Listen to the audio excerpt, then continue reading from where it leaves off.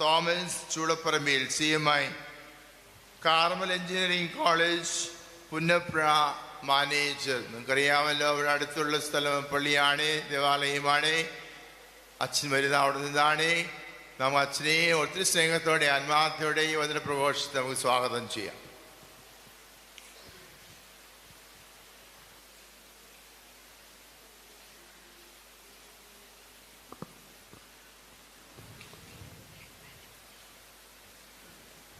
പ്രിയമുള്ളവരെ, ഈ ഭവനത്തിൽ പല പ്രാവശ്യം ഞാൻ വന്നിട്ടുണ്ട്. എൻ്റെ വീട് പുന്നപ്രയിലാണ്.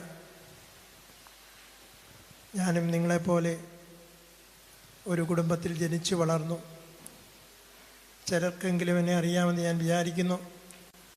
ഞങ്ങൾ ഇരട്ട സഹോദരങ്ങൾ, അച്ഛന്മാരാണ്. എൻ്റെ സഹോദരൻ പച്ച പള്ളി വികാരിയാണ്. ഞാൻ പുന്നപ്രയിൽ നിന്നും കോളേജിൽ ST കോളേജിൽ പഠിക്കാൻ പോകുന്ന കാലത്ത് ഈ ഭവനം വണ്ടിയിലിരുന്ന് പല പ്രാവശ്യം ദർശിച്ചിട്ടുണ്ട്. പിന്നീട് ഞാൻ ചങ്ങനാശ്ശേരി കോളേജിൽ പഠിച്ചു. അതിനുശേഷമാണ് ഞാൻ വൈദികനാകാൻ പോവുക. എൻ്റെ സഹോദരൻ അന്നത്തെ പ്രീ ഡിഗ്രി കഴിഞ്ഞപ്പോൾ അച്ഛനാകാൻ പോയി. ഞങ്ങൾ തമ്മിൽ 3-4 വർഷത്തെ പട്ടത്തിൻ്റെ വ്യത്യാസമുണ്ട്. എൻ്റെ മൂത്ത സഹോദരി ഒരു കന്യാസ്ത്രീയാണ്. ചങ്ങനാശ്ശേരി വാഴപ്പള്ളി മഠത്തിൽ വിശ്രമിക്കുന്നു. അവിടെ പഠിപ്പിച്ചിരുന്നു. 10 മക്കളുള്ള ഒരു കുടുംബത്തിലെ അംഗമാണ് ഞാൻ. അപ്പോൾ ഞാനിത് പറയാൻ കാര്യം, ഇന്ന് കുടുംബജീവിതത്തെക്കുറിച്ച് പറയണമെന്നാണ് പറഞ്ഞത്. നിങ്ങളെല്ലാവരും കുടുംബജീവിതം നയിക്കുന്നവരാണ്. അതുപോലെ തന്നെ ഒത്തിരിയേറെ പ്രാർത്ഥനാരൂപിൽ ജീവിക്കാൻ ആഗ്രഹിക്കുന്നത് കൊണ്ടാണ് നിങ്ങളെ ഇങ്ങനെയുള്ള സഭയുടെ ഭക്താഭ്യാസങ്ങളിൽ പങ്കെടുക്കാൻ വരിക എന്ന് ഞാൻ വിചാരിക്കുന്നു. ഞാൻ പല പ്രാവശ്യം ഇവിടെ കുമ്പസാരിപ്പിക്കാനായിട്ട് വന്നിട്ടുണ്ട്. അപ്പോഴെല്ലാം വളരെ ആത്മാർത്ഥമായി ധ്യാനത്തിൽ പങ്കെടുക്കുന്നവരെ കണ്ടുമുട്ടാൻ സാധിച്ചു. ദൈവത്തെ കണ്ടുമുട്ടുന്ന ഒരവസരമായി ഇവിടുത്തെ നിങ്ങളുടെ സഹവാസം മാറുന്നു എന്നുള്ളതിൽ ഒത്തിരിയേറെ സന്തോഷമുണ്ട്, അഭിമാനമുണ്ട്. നിങ്ങളെയും നിങ്ങളുടെ കുടുംബാംഗങ്ങളെയും ദൈവം സമർത്ഥമായി അനുഗ്രഹിക്കട്ടെ എന്ന് പ്രാർത്ഥിക്കുന്നു. അതുപോലെ നിങ്ങളുടെ ആവശ്യങ്ങൾ നേരത്തെ സൂചിപ്പിച്ചതുപോലെ IMS മാതാവ്, ഞാൻ കഴിഞ്ഞ 3 വർഷം ചെത്തിപ്പുഴ പള്ളി വികാരിയായിരുന്നു. അപ്പോൾ പാറയപ്പള്ളിയിൽ നിന്നും ഇങ്ങോട്ട് ഒരു ജപമാല റാലി നടത്തുന്നത് ഞാൻ ഓർക്കുന്നുണ്ട്. കോവിഡ് കാലത്ത് കുറച്ച് കാലം നിന്നുപോയി. അതിന് മുമ്പും ഉണ്ടായിരുന്നു, അതിന് പിന്നീടും ഉണ്ടായിരുന്നു. ഞാൻ ഈ പുന്നപ്രയിൽ വന്നിട്ട് 1 വർഷമേ ആയിട്ടുള്ളൂ. അതിനു മുമ്പ് മാന്നാനത്ത് പഠിപ്പിക്കുകയായി. അപ്പോൾ എൻ്റെ ജീവിതത്തിൽ പുറകോട്ട് തിരിഞ്ഞു നോക്കുമ്പോൾ കുടുംബം വലിയ ഒരു അനുഗ്രഹത്തിൻ്റെ സാന്നിധ്യമായിട്ട് ഞാൻ മനസ്സിലാക്കുകയാണ്. കാര്യം നമ്മൾ ഓരോരുത്തരും കുടുംബത്തിൽ വളർന്നിട്ടാണ് ഓരോ ദൈവവിളിയിലേക്കും കുടുംബജീവിതത്തിലേക്കും സന്യാസത്തിലേക്കും വൈദിക വൃത്തിയിലേക്കൊക്കെ പോവുക. അപ്പോൾ ഇതിൻ്റെ ഏറ്റവും അടിസ്ഥാന ഘടകം കുടുംബമാണ് എന്ന് ഞാൻ വിശ്വസിക്കുന്നു. നമുക്ക് നമ്മുടെ മുറിയിൽ വന്നില്ലെങ്കിൽ നമുക്ക് വിഷമമാണ്. കാരണം നമ്മൾ വിദേശത്ത് പോവുകയോ ദൂരെ പോവുകയോ ഒക്കെ ചെയ്തിട്ട് തിരിച്ച് നമ്മുടെ മുറിയിൽ വന്ന് പ്രവേശിക്കുമ്പോഴാണ് യഥാർത്ഥത്തിലുള്ള സന്തോഷവും സമാധാനവും പൂർണ്ണമായിട്ട് നമുക്ക് നേടാൻ സാധിക്കുക. അല്ലെങ്കിൽ നമ്മുടെ ഭവനത്തിലേക്ക് വരുമ്പോഴാണ്. ഞങ്ങളെ സംബന്ധിച്ചിടത്തോളം സന്യാസികളായതുകൊണ്ട് ഞങ്ങളുടെ ഭവനത്തിൽ വന്ന് നമ്മുടെ മുറിയിൽ കയറുമ്പോഴാണ് യഥാർത്ഥത്തിലുള്ള സന്തോഷവും സമാധാനവും നമുക്ക് സംലപ്തമാകുക. എന്ന് പറഞ്ഞാൽ കുടുംബം അതുപോലെയുള്ളതായിരിക്കണമെന്നാണ് ഞാൻ സൂചിപ്പിച്ചത്. അപ്പോൾ ചില കുടുംബങ്ങളിൽ പലരും പറയുന്നേക്കാം, വീട്ടിലേക്ക് ചെല്ലാൻ മടിയാണ്, വീട്ടിലേക്ക് ചെല്ലാനായിട്ടൊരു താല്പര്യം തോന്നുന്നില്ല എന്നൊക്കെ പറയുന്ന വ്യക്തികളുമുണ്ട്. അത് കുടുംബത്തിലുള്ളവരുടെ ചെറിയ പെരുമാറ്റ ദൂഷ്യം കൊണ്ടോ സ്വഭാവത്തിൻ്റെ പ്രത്യേകതകൾ കൊണ്ടോ ഒക്കെ ആവാം. ഏതായാലും നമ്മുടെ കുടുംബങ്ങൾ അങ്ങനെയല്ല എന്ന് ഞാൻ വിശ്വസിക്കുന്നു. അതുകൊണ്ട് നമുക്ക് കുടുംബത്തിലേക്ക് കടന്നു ചെല്ലുമ്പോഴാണ് യഥാർത്ഥത്തിൽ നമുക്ക് കൂടുതൽ സന്തോഷവും സമാധാനവും ഉണ്ടാകുക. എന്നാൽ ചില കുടുംബങ്ങളിൽ നിന്ന് മാറി നിൽക്കാൻ ആഗ്രഹിക്കുന്നവരും നമ്മളുടെ ഇടയിൽ ഉണ്ടാവാം. കാര്യം വീട്ടിൽ ചെന്ന ഒരു സ്വൈര്യം തരികയില്ല എന്ന് പറയുന്ന ഭവനങ്ങളും ചിലപ്പോൾ ഉണ്ടാവാം. കാര്യം ഭർത്താവിൻ്റെ കയ്യിലിരിപ്പ് കൊണ്ട് സ്വൈര്യം കിട്ടാത്ത ഭവനങ്ങളെ എനിക്ക് ഒത്തിരി ഭവനങ്ങൾ അറിയാം. അദ്ദേഹത്തിന് കുഴപ്പം കൊണ്ടായിരിക്കില്ല, ചിലപ്പോൾ അദ്ദേഹം മദ്യപാനീയ വല്ലതും ആണെങ്കിൽ എന്തെങ്കിലും കഴിച്ചു കഴിഞ്ഞാൽ പിന്നെ അദ്ദേഹമായിരിക്കില്ല സംസാരിക്കുക, അദ്ദേഹമായിരിക്കില്ല പ്രവർത്തിക്കുക. അല്ലെങ്കിൽ ചില വീടുകളിൽ ചെന്നാൽ കുടുംബദാനം കൂടി ചെല്ലാൻ തോന്നുകയില്ല. ചെല്ലുമ്പോൾ മുതൽ പരാതി പറയുന്ന സഹധർമ്മിണിമാരും ഒരുപക്ഷെ ഉണ്ടാവാം. എനിക്കറിയില്ല, ഞാൻ പറഞ്ഞത് അങ്ങനെയൊക്കെ ഒരുപക്ഷെ കുടുംബത്തിൽ പ്രതികൂലമായ സാഹചര്യങ്ങളുള്ളപ്പോൾ ഒരുപക്ഷെ നമുക്കങ്ങോട്ട് പോകാൻ സാധിച്ചു. പോകുമ്പോൾ വലിയ സന്തോഷം തോന്നണമെന്നില്ല. ഇങ്ങനെ പല തരത്തിലുള്ള കുടുംബങ്ങളുണ്ട് എന്ന് ഞാൻ സൂചിപ്പിച്ചു എന്ന് മാത്രമേ ഉള്ളൂ. ഇവിടെ ഇരിക്കുന്ന എല്ലാവരും ഒത്തിരിയേറെ സമാധാനം അനുഭവിക്കുന്നവരും ദൈവത്തോട് അടുത്ത് ജീവിക്കുന്നവരുമാണ് എന്ന് ഞാൻ മനസ്സിലാക്കുകയാണ്. നിങ്ങൾക്ക് ഏതെങ്കിലും തരത്തിലുള്ള പ്രതികൂലമായ സാഹചര്യങ്ങളുണ്ടെങ്കിൽ തീർച്ചയായും തമ്പുരാൻ അനുഗ്രഹിക്കും, വിശുദ്ധീകരിക്കും, നിങ്ങളുടെ കൂട്ടിന് അവിടുന്ന് ഉണ്ടാവും എന്നുള്ള പ്രതീക്ഷ വളരെ വലുതാണ്. യെശയ്യാ 59:1 ഇപ്രകാരം നമ്മൾ വായിക്കുന്നു: രക്ഷിക്കാൻ കഴിയാത്ത വിധം കർത്താവിൻ്റെ കരം കുറുകിപ്പോയിട്ടില്ല, കേൾക്കാനാവാത്ത വിധം അവിടുത്തെ കാതുകൾക്ക് മാന്യം ഭവിച്ചിട്ടില്ല. യെരമ്യാ 29:11 നമ്മളിങ്ങനെ വായിക്കുന്നു: നിങ്ങളെക്കുറിച്ചുള്ള പദ്ധതി എൻ്റെ മനസ്സിലുണ്ട്, നിങ്ങളുടെ നാശത്തിനല്ല ക്ഷേമത്തിനുള്ള പദ്ധതിയാണത്, നിങ്ങൾക്ക് ശുഭമായ ഭാവിയും പ്രത്യാശയെ നൽകുന്ന പദ്ധതി. യെരമ്യാ 32:27 നമ്മളിങ്ങനെ വായിക്കുന്നു: ഞാൻ സകല മർത്യരുടെയും കർത്താവാണ്, എനിക്ക് അസാധ്യമായി ഒന്നും എന്തെങ്കിലും ഉണ്ടോ? ലൂക്കാ 1:37 പരിശുദ്ധ അമ്മ പറയുന്നു: ദൈവത്തിന് ഒന്നും അസാധ്യമല്ല. മറിയം പറഞ്ഞു: ഇതാ കർത്താവിൻ്റെ ദാസി. നമ്മൾ പല പ്രാവശ്യം വായിച്ച് ധ്യാനിച്ചിട്ടുള്ള ദൈവവചനമാണ് മുകളിൽ ഞാൻ സൂചിപ്പിച്ചത്. അപ്പോൾ നമ്മൾ പരിശുദ്ധ അമ്മ അല്ലെങ്കിൽ തിരുക്കുടുംബമാണ് നമ്മുടെ എല്ലാവരുടെയും മാതൃകാ കുടുംബം എന്ന് നമുക്കറിയാം.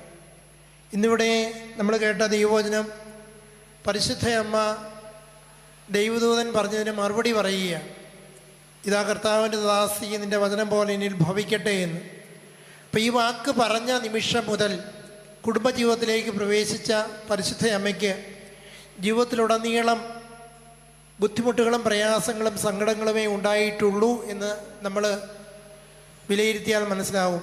ഇവിടെ ഇരിക്കുന്ന ഒരു അമ്മച്ചിമാരും പരിശുദ്ധ അമ്മയുടെ അത്രയും ത്യാഗം സഹിച്ചിട്ടില്ല എന്ന് നമ്മൾ കണ്ണു തുറന്നു നോക്കിയാൽ മനസ്സിലാവും. പരിശുദ്ധ അമ്മ യൗസപിതാവ് സ്വപ്നത്തിൽ ദർശനം കിട്ടിയതനുസരിച്ച് പരിശുദ്ധ അമ്മയെ ഉപേക്ഷിക്കാതെ കുടുംബത്തിൽ സ്വീകരിച്ച് ഒന്നിച്ച് ഒരു പരാതിയും കൂടാതെ ജീവിച്ചു എന്നുള്ളതാണ്. യൗസപിതാവിനും പരാതിയില്ല, പരിശുദ്ധ അമ്മയ്ക്കും പരാതിയില്ല. പരാതി പറയാനാണെങ്കിൽ ഒത്തിരി ഉണ്ടായിരുന്നു. പരിശുദ്ധ അമ്മയെ വേണേൽ കല്ലെറിഞ്ഞ് കൊളിക്കാമായിരുന്നു, ഉപേക്ഷിക്കാമായിരുന്നു, എന്നും കുറ്റം പറഞ്ഞുകൊണ്ടിരിക്കാമായിരുന്നു. ഇതൊന്നും പറഞ്ഞതായിട്ട് തിരുക്കുടുംബത്തിൽ നമുക്ക് നോക്കിയാൽ കാണാൻ സാധിക്കില്ല. പരിശുദ്ധ അമ്മ തിരുക്കുടുംബത്തിൻ്റെ ഭാഗമായി തീർന്നത് മുതൽ ആ കുടുംബത്തിൻ്റെ ഉയർച്ചയ്ക്ക് വേണ്ടി തമ്പുരാൻ്റെ ഹിതമനുസരിച്ച് ഇതാ കർത്താവിൻ്റെ ദാസി എന്ന് പ്രഖ്യാപിച്ച നിമിഷം മുതൽ ആ കുടുംബത്തെ വളർത്താൻ ശ്രമിച്ച അമ്മയാണ് നമ്മൾ കാണുക. യൗസപിതാവിൻ്റെ പരിമിതികൾ ഒത്തിരിയുണ്ട്. യൗസപിതാവ് ഒരു ആശാരി തച്ചനായിരുന്നു, നമുക്കറിയാം. പണം വളരെ കുറവാണ്, ജീവിക്കാൻ പ്രയാസമാണ്, ജോലി ചെയ്ത് ജീവിക്കണം. അങ്ങനെ കഷ്ടപ്പെട്ട ഒരു കുടുംബത്തിലെ അംഗമാകാനാണ് ഈ പരിശുദ്ധ അമ്മയ്ക്ക് നിയോഗം ലഭിച്ചത്. പരിശുദ്ധ അമ്മ യൗസപിതാവിനോടൊപ്പം ആ കുടുംബത്തിൻ്റെ പ്രാരാബ്ധങ്ങൾ ഏറ്റെടുക്കുകയും ഉണ്ണീശോയെ വളർത്താൻ ശ്രമിക്കുകയും ചെയ്തു എന്ന് നമ്മൾ മനസ്സിലാക്കുന്നു. അപ്പോൾ എപ്പോഴും സഹായം നൽകുവാൻ ഈ പരിശുദ്ധ അമ്മ തയ്യാറായിരുന്നു. കാരണം കാനായിലെ കല്യാണ വിരുന്നിൽ നമുക്കറിയാം, അവിടുത്തെ ഉറവ് കണ്ടെത്തി അവിടെ സഹായിച്ച അമ്മ. അതുപോലെ തന്നെ ഇളയമ്മയായ ഏലീശ പുണ്യവതി ഗർഭവതിയാണ് എന്നറിഞ്ഞപ്പോൾ അവിടെ പോയി 3 മാസം വരെ അവൾക്ക് ശുശ്രൂഷ ചെയ്തു നമ്മൾ മനസ്സിലാക്കുന്നു. അങ്ങനെ ജീവിതത്തിലുടനീളം ഒത്തിരിയേറെ കുടുംബത്തിന് വേണ്ടി സഹിച്ച ത്യാഗം അനുഭവിച്ച ഒരു പരിശുദ്ധയമ്മ. അതുപോലെ തന്നെ ഉണ്ണീശോയെ പൂർണ്ണ ഗർഭം ധരിച്ചിരിക്കുമ്പോൾ കണക്കെഴുതാനായിട്ട്, കണക്ക് പേര് ചേർക്കാനായിട്ട് യോസേപ്പിതാവിനോടൊപ്പം പോകേണ്ടി വന്നു. എന്തൊരു കഷ്ടപ്പെട്ട യാത്രയാണ്, എന്തുമാത്രം ദൂരമുണ്ട്. അവിടെ പോയി പ്രസവിക്കാൻ ഇടം കിട്ടിയില്ല. അവസാനം കാലിത്തൊഴുത്തിൽ ഉണ്ണീശോയെ പ്രസവിച്ചു. അതിനുശേഷം ഈജിപ്തിലേക്ക് ഓടിപ്പോകേണ്ടി വന്നു. അധികം താമസിയാതെ ഈ കുഞ്ഞിനെയും കൊണ്ട് യോസേപ്പിതാവ് ഈ അമ്മയെയും കൊണ്ട് ഓടിപ്പോവുകയാണ്. അവിടെ പോയി താമസിച്ചു കുറച്ച് നാൾ. കുറച്ച് വലുതായപ്പോൾ തിരിച്ച് നസ്രത്തിലേക്ക് വന്നു. അപ്പോൾ ഈ ജീവിതം മുഴുവൻ യോസേപ്പിതാവ് നമുക്കറിയാം. അധികം താമസിയാതെ യോസേപ്പിതാവ്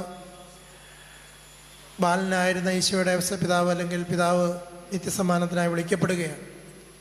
അതിനുശേഷം പരിശുദ്ധ അമ്മയാണ് മരണം വരെ അനുഗമിച്ചതെന്ന് നമുക്കറിയാം. അപ്പോൾ 12ാമത്തെ വയസ്സിൽ ഉണ്ണീശോയെ കാണാതെ പോകുന്നു. ഒരു ജെറൂസലം ദേവാലയത്തിൽ അവർ പോയി യഥാർത്ഥ ഒരു യഹൂദനായി ദൈവപ്രമാണങ്ങൾ പാലിച്ചുകൊണ്ട് ജീവിക്കാൻ അവർ ശ്രമിച്ചു. അപ്പോൾ ദേവാലയത്തിൽ കാണാതെ പോയപ്പോൾ കുടുംബജീവിതവുമായിട്ട് ബന്ധപ്പെട്ട ഒരു സംഭവമായിട്ടാണ് ഞാനിത് പറയുക.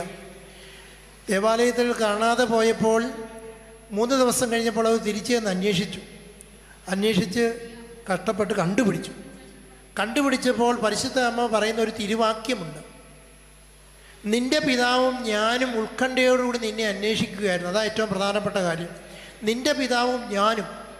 അപ്പം ഞങ്ങൾ 2 പേരും, നിൻ്റെ അപ്പനും അമ്മയും വേദനയോടെ കഷ്ടപ്പെടുകയായിരുന്നു. ഞാൻ കഷ്ടപ്പെടുകയായിരുന്നു, ദുഃഖിക്കുകയായിരുന്നല്ല പറയാം. നിൻ്റെ പിതാവും ഞാനും. അതാണ് കുടുംബജീവിതത്തിൽ ഏറ്റവും പ്രധാനപ്പെട്ട കാര്യം.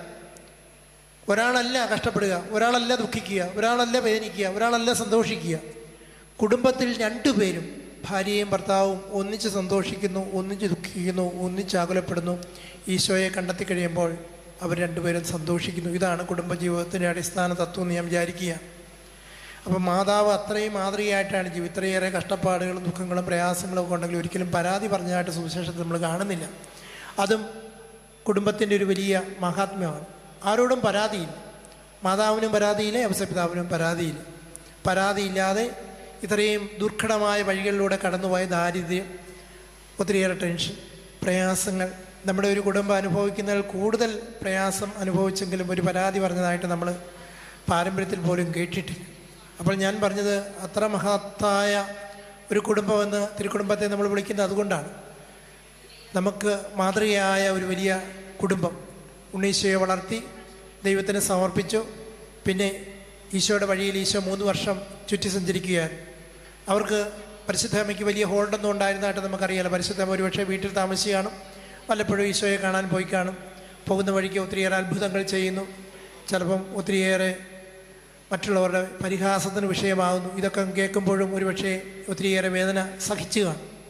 അതുപോലെ തന്നെ നിൻ്റെ അമ്മയും സഹോദരൻ നിന്നെ കാണാൻ വരുന്നു എന്ന് പറഞ്ഞപ്പോൾ ആരാണ് എൻ്റെ സഹോദരൻ, ആരാണ് എൻ്റെ സഹോദരി, ആരാണ് എൻ്റെ അമ്മ? ദൈവവചനം കേൾക്കുകയും അത് ജീവിക്കുകയും ചെയ്യുന്നവരാണ് എൻ്റെ അമ്മയും എൻ്റെ സഹോദരനും സഹോദരിയും എന്നാണ് മാതാവൊക്കെ കടന്നു ചെന്നപ്പോൾ ഈശോ പറയുക. ഒരുപക്ഷെ ഇതൊക്കെ പരിശുദ്ധ അമ്മയ്ക്ക് വേദന ഉളവാക്കിയോ എന്ന് നമുക്കറിയില്ല. എല്ലാം ഹൃദയത്തിൽ സംഗ്രഹിച്ച് മുമ്പോട്ട് പോയ പരിശുദ്ധ അമ്മയാണ് നമ്മൾ കണ്ടെത്തുക. കുടുംബത്തിൽ ഒത്തിരിയേറെ പ്രതികൂലമായ സാഹചര്യങ്ങളുണ്ടാകുമ്പോൾ കുടുംബാംഗങ്ങളെ പരസ്പരം കുറ്റപ്പെടുത്താതെ നമ്മൾ ജീവിച്ചാൽ, ഹൃദയത്തിൽ സംഗ്രഹിച്ച് തമ്പുരാനിൽ ആശ്രയിച്ച് മുമ്പോട്ട് പോയാൽ ഒരുമാതിരിപ്പെട്ട പ്രശ്നങ്ങളെല്ലാം ഇല്ലാതാകും എന്ന് ഞാൻ വിചാരിക്കുകയാണ്. നമ്മുടെ കുടുംബത്തിലേക്ക് കടന്നു വരുമ്പോൾ തീർച്ചയായും ഈ തിരുക്കുടുംബത്തിൽ നിന്ന് ഒത്തിരിയേറെ പാഠങ്ങൾ നമുക്ക് പഠിക്കാനുണ്ട്. തിരുക്കുടുംബമാണ് നമ്മുടെ ഏറ്റവും വലിയ മാതൃക എന്ന് സൂചിപ്പിച്ചാലും അവിടെ എത്തിച്ചേരാൻ നമുക്ക് പ്രയാസമാണ്. വിശുദ്ധ ചാവറപ്പിതാവിനെ കുറിച്ച് നമ്മൾ കേട്ടിട്ടുണ്ട്. വിശുദ്ധ ചാവറപ്പിതാവ് കുടുംബത്തെക്കുറിച്ച് പറയുക, ആകാശമോക്ഷത്തിന് സദൃശമാണ് നസ്രാണി കുടുംബം എന്ന്. ആകാശമോക്ഷം എന്ന് പറഞ്ഞാൽ നമുക്കറിയാം സ്വർഗരാജ്യം. സ്വർഗരാജ്യത്തിൽ അവിടെ പരിശുദ്ധൻ പരിശുദ്ധൻ പരിശുദ്ധൻ എന്ന് പാടി സ്തുതിക്കുന്ന മാലാഖാവൃന്ദവും വിശുദ്ധ ഗണവുമാണ് അവിടെ ഉള്ളത്. അവിടെ പിതാവും പുത്രനും പരിശുദ്ധാത്മാവുമായ ദൈവം അവിടെ വാണരുളുന്നു. അപ്പോൾ അവിടെ സമാധാനത്തിൻ്റെയും ശാന്തിയുടെയും പ്രത്യാശയുടെയും ഒക്കെ ഒരിടമാണ്. അങ്ങനെയുള്ള ഇടമായിരിക്കണം നമ്മുടെ ഓരോരുത്തരുടെയും കുടുംബം എന്നാണ് പറയുക. ഞാൻ പറയുക, അതിന് നമുക്ക് വേണ്ട തിരുവചനമാണ് ഞാൻ ആദ്യം നിങ്ങളെ വായിച്ച് കേൾപ്പിച്ചത്. നിങ്ങളെക്കുറിച്ചുള്ളൊരു പദ്ധതി എൻ്റെ മനസ്സിലുണ്ട്. നിങ്ങളുടെ നാശത്തിനല്ല ക്ഷേമത്തിലുള്ള പദ്ധതിയാണ്. നിങ്ങൾക്ക് ശുഭമായ ഭാവിയും പ്രത്യാശയും നൽകുന്ന പദ്ധതി എന്ന് പറഞ്ഞാൽ നമ്മുടെ ജീവിതത്തിൽ ഒരു പക്ഷേ കുടുംബത്തിൽ ബുദ്ധിമുട്ട് അനുഭവിക്കുന്നതിന് കാണും ദാരിദ്ര്യമോ അല്ലെങ്കിൽ മറ്റു തരത്തിലുള്ള വിവാഹ പ്രശ്നങ്ങളോ അതല്ലെങ്കിൽ പിരിഞ്ഞുപോയ ബന്ധങ്ങളോ അതല്ലെങ്കിൽ അയൽവക്കക്കാരുടെ ശല്യങ്ങളൊക്കെ ഉള്ള കുടുംബങ്ങൾ ഒത്തിരിയേറെയുണ്ട്. കുട്ടികളൊരു പക്ഷേ പറഞ്ഞാൽ കേൾക്കാത്ത യുവാക്കന്മാരുണ്ടാവാം, അല്ലെങ്കിൽ ഒരുപക്ഷെ നമ്മൾ ആഗ്രഹിക്കാത്ത വിവാഹത്തിലേക്ക് പോയ മക്കളുണ്ടാവാം. ഇതൊക്കെ പ്രതികൂലമായ സാഹചര്യമാണ് ഒരു കുടുംബത്തെ സംബന്ധിച്ചിടത്തോളം. അവിടെയൊക്കെ ഈ വചനം നമുക്ക് ഒത്തിരിയേറെ ശക്തി നൽകണം. നിങ്ങളെക്കുറിച്ചുള്ളൊരു പദ്ധതി എൻ്റെ മനസ്സിലുണ്ട്, നിങ്ങളുടെ നാശത്തിനുള്ള ക്ഷേമത്തിലുള്ള പദ്ധതിയാണ്. അപ്പോൾ ഇതെല്ലാം നമ്മൾ മാതാവിനെ പോലെ ഹൃദയത്തിൽ സംഗ്രഹിച്ചുകൊണ്ട് അവിടുന്ന് നമ്മുടെ ജീവിതത്തിൽ ഇടപെടും, തക്ക സമയത്ത് ഇടപെടും എന്നുള്ള ബോധ്യത്തോടുകൂടി പ്രാർത്ഥിച്ചാൽ തീർച്ചയായും സന്തോഷവും സമാധാനവും പ്രത്യാശയും നമ്മുടെ ജീവിതത്തിലുണ്ടാവും. വഴിതെറ്റിപ്പോകുന്ന മക്കളെ പ്രത്യേകമായിട്ട് ദൈവത്തിന് സമർപ്പിക്കാൻ നമുക്ക് ചുമതലയുണ്ട്. നമ്മളെ സംബന്ധിച്ചിടത്തോളം ഇത്രയും വിശ്വാസമുള്ളൊരു തലമുറയാണ് നമ്മുടെ ഈ തലമുറ. അടുത്ത തലമുറയെ അതുപോലെ തന്നെ തീർച്ചയായും വളർത്തേണ്ട ഒരു ചുമതല നമുക്കുണ്ട്. നമുക്ക് കിട്ടിയ വിശ്വാസം പല കുടുംബങ്ങളിലും പ്രാർത്ഥനയൊന്നും കുറഞ്ഞു വരികയാണ്. സന്ധ്യാപ്രാർത്ഥന ചെല്ലിയാൽ ചെല്ലി, അല്ലെങ്കിൽ രാവിലെ പള്ളിയിൽ പോയാൽ പോയി. ഞാൻ ഓർക്കുന്നുണ്ട്, ഞങ്ങളുടെ പള്ളി ഇവിടെ അടുത്ത് സെൻറ്റ് ഗ്രിഗോറിയോസ് പള്ളിയാണ്. ഞങ്ങളുടെ വീടങ്ങ് പാടത്തിൻ്റെ അടുത്താണ്. ഞങ്ങൾ പഠിക്കുന്ന കാലത്ത് എല്ലാ ദിവസവും പള്ളിയിൽ കുർബാനയ്ക്ക് വരുമായിരുന്നു. ഇന്നത്തെ പോലെ വാഹന സൗകര്യങ്ങളില്ല. അന്ന് 2-3 കിലോമീറ്ററൊക്കെ നടന്നാണ് വരിക. എന്നാലും പള്ളിയിൽ പോവുക എന്നുള്ളത് വലിയ ഉത്സാഹമായിരുന്നു. അമ്മച്ചി എല്ലാവരെയും പറഞ്ഞു വിടും. എന്ന് പറഞ്ഞാൽ ആ രീതിയിലുള്ള ഒരു ട്രെയിനിങ് നമ്മുടെ കുടുംബത്തിൽ കിട്ടിയാൽ വലിയ അനുഗ്രഹമായിരിക്കും. അതുപോലെ തന്നെ അമ്മച്ചി പറയും, ഞങ്ങൾക്ക് എല്ലാവരും തന്നെ പഠിച്ച് എല്ലാവർക്കും ഗവൺമെൻറ് സർവീസ് ജോലി കിട്ടി. അത് അമ്മച്ചിയുടെ ഒരു പ്രത്യേക കഴിവാണ്. അമ്മച്ചി പറയും, ഞാൻ ഉപ്പൊഴിച്ചാണ് ചോറ് തരിക, കഞ്ഞി തരിക, പഠിക്കേണ്ട കാര്യം നിങ്ങളുടെ ഉത്തരവാദിത്തമാണ് എന്ന് പറഞ്ഞാൽ നിങ്ങൾ പഠിച്ചോണം എന്നാണ് അതിൻ്റെ അർത്ഥം. അതുപോലെ അമ്മച്ചി പറയും, നിങ്ങളാരെയും എടാ എന്ന് വിളിച്ചേക്കരുത്, നിങ്ങളാരെയും ഇരട്ടപ്പേര് വിളിക്കരുത്, നിങ്ങളാരെയും മോശമായ ഒന്നും പറയരുത്. ഇതൊക്കെ അമ്മച്ചി കൊച്ചിലെ പറഞ്ഞു തരുന്നതാണ്. അപ്പം നമ്മുടെയൊക്കെ മനസ്സിൽ അമ്മമാർ പറയുന്നതായിരുന്നു അച്ചിട്ട് പോലെ നമ്മുടെ മനസ്സിലൊക്കെ പതിയും. അപ്പം നമ്മളാരെയും, ഞാൻ ഇന്നേ വരെ പറയുകയാണ്, ഞാൻ ആരെയും ഇടാന്ന് വിളിക്കേണ്ട ആവശ്യം വന്നിട്ടില്ല. കാര്യം ഞാൻ ഒത്തിരി 10-20 വർഷം പഠിപ്പിച്ചതാണ്. കഴിയുന്നിടത്തോളം മോനെ എന്നേ വിളിക്കുകയുള്ളൂ. അതുപോലെ ഒരു തെറി പോലും ജീവിതത്തിൽ പറയാൻ ഇട വന്നിട്ടില്ല. അത് അമ്മച്ചി പറഞ്ഞു തന്നിരിക്കുന്ന, ഒരിക്കലും തെറി പറയാൻ പാടില്ല. കൊച്ചിലെ പറഞ്ഞു തന്ന, പ്രത്യേകിച്ച് അമ്മമാർ പറഞ്ഞു തരുന്ന ഈ വചനങ്ങൾക്ക് ഒത്തിരിയേറെ സ്വാധീനമുണ്ട് എന്ന് സൂചിപ്പിക്കാൻ ഞാൻ പറഞ്ഞതേ ഉള്ളൂ. അപ്പോൾ നമ്മുടെയൊക്കെ മാതൃകയാണ് വളരെ പ്രധാനപ്പെട്ടത്. ഞാനിപ്പോഴും ഓർക്കുന്നുണ്ട്, 10 മക്കളുള്ളതുകൊണ്ട് ഞങ്ങൾ ഏറ്റവും ഇളതിൻ്റെ മൂത്തതാണ്. അപ്പോൾ അമ്മച്ചിക്ക് ഭക്ഷണം ഉണ്ടാക്കണം. ഇവർക്ക് രാവിലെ കോളേജിൽ പോകാനൊക്കെ ആയിട്ട് ഭക്ഷണം ഉണ്ടാക്കി വെക്കണം. വേറെ വീട്ടിൽ ജോലിക്കാരായാലും ഉള്ളതായിട്ട് ഞാൻ ഓർക്കുന്നില്ല. അപ്പോൾ അമ്മച്ചി തന്നെ ഇവർക്കെല്ലാം ഭക്ഷണം ഉണ്ടാക്കി പൊതിഞ്ഞ് കൊടുത്തു വിടണമെങ്കിൽ അമ്മച്ചിക്ക് നേരത്തെ എഴുന്നേക്കണം, ഭക്ഷണം ഉണ്ടാക്കണം, കൊടുത്തു വിടണം. അപ്പം ഞങ്ങൾ ഇരട്ടപ്പിള്ളേരായിരുന്നു. ഇരട്ടപ്പിള്ളേരെ വളർത്താൻ വലിയ പ്രയാസമാണെന്നാണ് പറയുക. കൊച്ചിലെ വലിയ ബഹളമാണെന്നാണ് പറയുന്നത്. സ്വൈര്യം കൊടുക്കുകയില്ല അമ്മമാർക്ക്. അമ്മക്ക് ഉപേക്ഷിക്കാൻ പറ്റുമോ? ഇല്ല.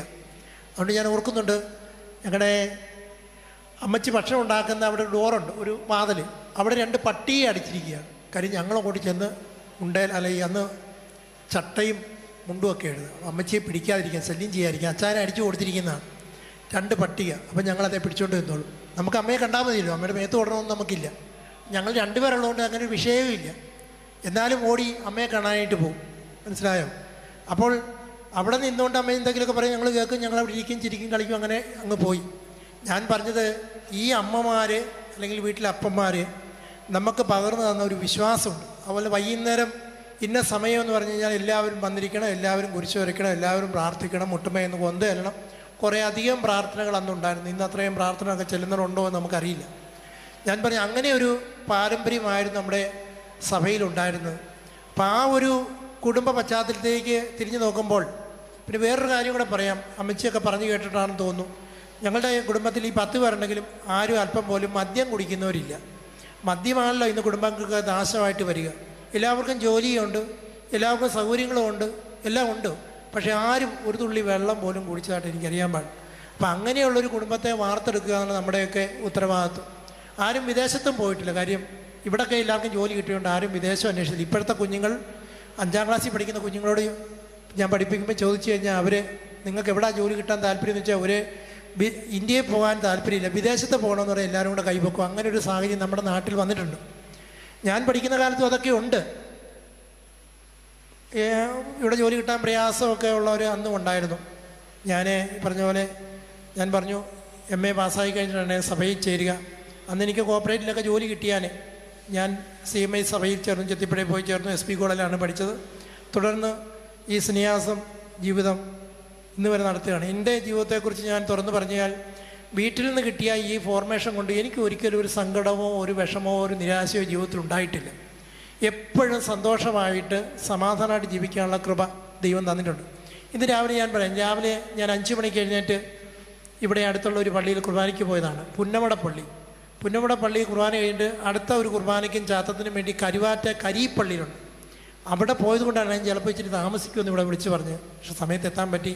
അത് കഴിഞ്ഞാട്ട് ഞാൻ ഇവിടെ വരിക. എപ്പോഴും ദൈവത്തിൻ്റെ കാര്യങ്ങളിൽ വ്യാപൃതരായിരിക്കുക, ഒരു മടിയുമില്ലാതെ ഒരു ലൈഫ് ദൈവം എനിക്ക് നൽകിയിരിക്കുന്നു.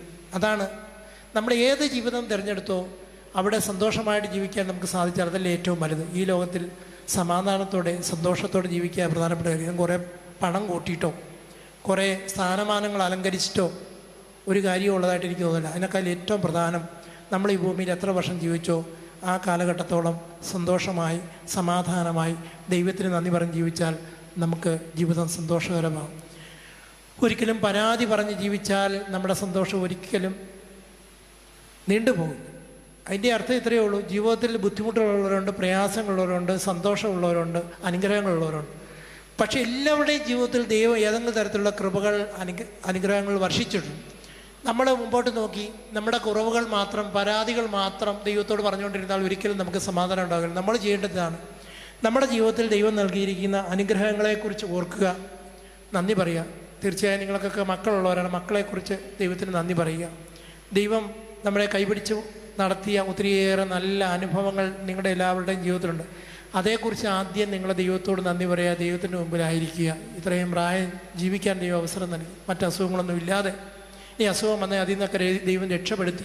അപ്പം ആ രീതിയിൽ നമ്മുടെ മനസ്സിൽ നമ്മൾ രൂപപ്പെടുത്തുമ്പോൾ തീർച്ചയായും സന്തോഷം മാത്രമേ നമ്മുടെ ജീവിതത്തിൽ ഉണ്ടാവുകയുള്ളൂ.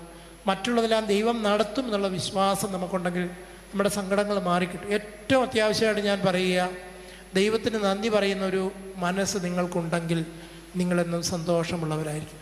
അതേസമയം നിങ്ങളുടെ കുറവുകൾ മാത്രം നിങ്ങൾ ദൈവത്തിന് മുമ്പാകെ പറഞ്ഞുകൊണ്ടിരുന്നാൽ നിങ്ങൾക്ക് ദൈവം കേൾക്കുന്നില്ലല്ലോ, ദൈവം പറഞ്ഞിട്ട് കേൾക്കുന്നില്ലല്ലോ, ഞാൻ ഇത്ര പ്രാവശ്യം ഇത് പറയാൻ തുടങ്ങിയിട്ട് ഇങ്ങനെ ഒരു ദൈവം ഉണ്ടോ എന്നൊക്കെ ചോദിക്കുന്ന ആൾക്കാരുണ്ട്. അപ്പോൾ ഏറ്റവും പ്രധാനപ്പെട്ട ജീവിതത്തിൻ്റെ രഹസ്യം എന്ന് പറയുക, ദൈവത്തോട് നന്ദി പറയുക. ദൈവമേ എല്ലാത്തിനും നന്ദി, നിനക്ക് ഇഷ്ടമാണെങ്കിൽ ഇന്നതുകൂടി തരിക എന്ന് പറയുമ്പോൾ തീർച്ചയായും നമുക്ക് സന്തോഷം ഉണ്ടാകും. നിങ്ങൾക്ക് എല്ലാവർക്കും പൂർണ്ണമായിട്ട് ഈ പറഞ്ഞ നിങ്ങളുടെ ആഗ്രഹിച്ച കാര്യങ്ങളെല്ലാം നടന്നു എന്ന് വിശ്വസിക്കുന്ന ആളല്ല ഞാൻ. പക്ഷേ ജീവിതത്തിൽ ഒത്തിരിയേറെ കൃപകൾ ദൈവം നൽകിയിട്ടുണ്ട് എന്ന് വിശ്വസിക്കുന്ന ആളാണ്. അതുകൊണ്ട് ഞാൻ എൻ്റെ ജീവിതത്തെക്കുറിച്ച് ഞാൻ പറഞ്ഞു, എപ്പോഴും സന്തോഷമായിട്ട് ഇന്നോളം ജീവിക്കാൻ എനിക്ക് സാധിച്ചു. ആ ഒരു നന്ദി മാത്രമേ എനിക്കുള്ളൂ. ഞങ്ങൾ കഴിഞ്ഞ ദിവസം ഞങ്ങൾ രണ്ടുപേരും കൂടെ ഈ പാലായ്ക്കടുത്ത് കോതനല്ലൂർ പള്ളി എന്ന് പറയുന്നുണ്ട്, കന്തീശങ്ങളുടെ പള്ളി, ഇരട്ടകളുടെ വിശുദ്ധന്മാരുടെ പോത്താസിയൂസ് ആൻഡ് ഗർവാസിയൂസ്.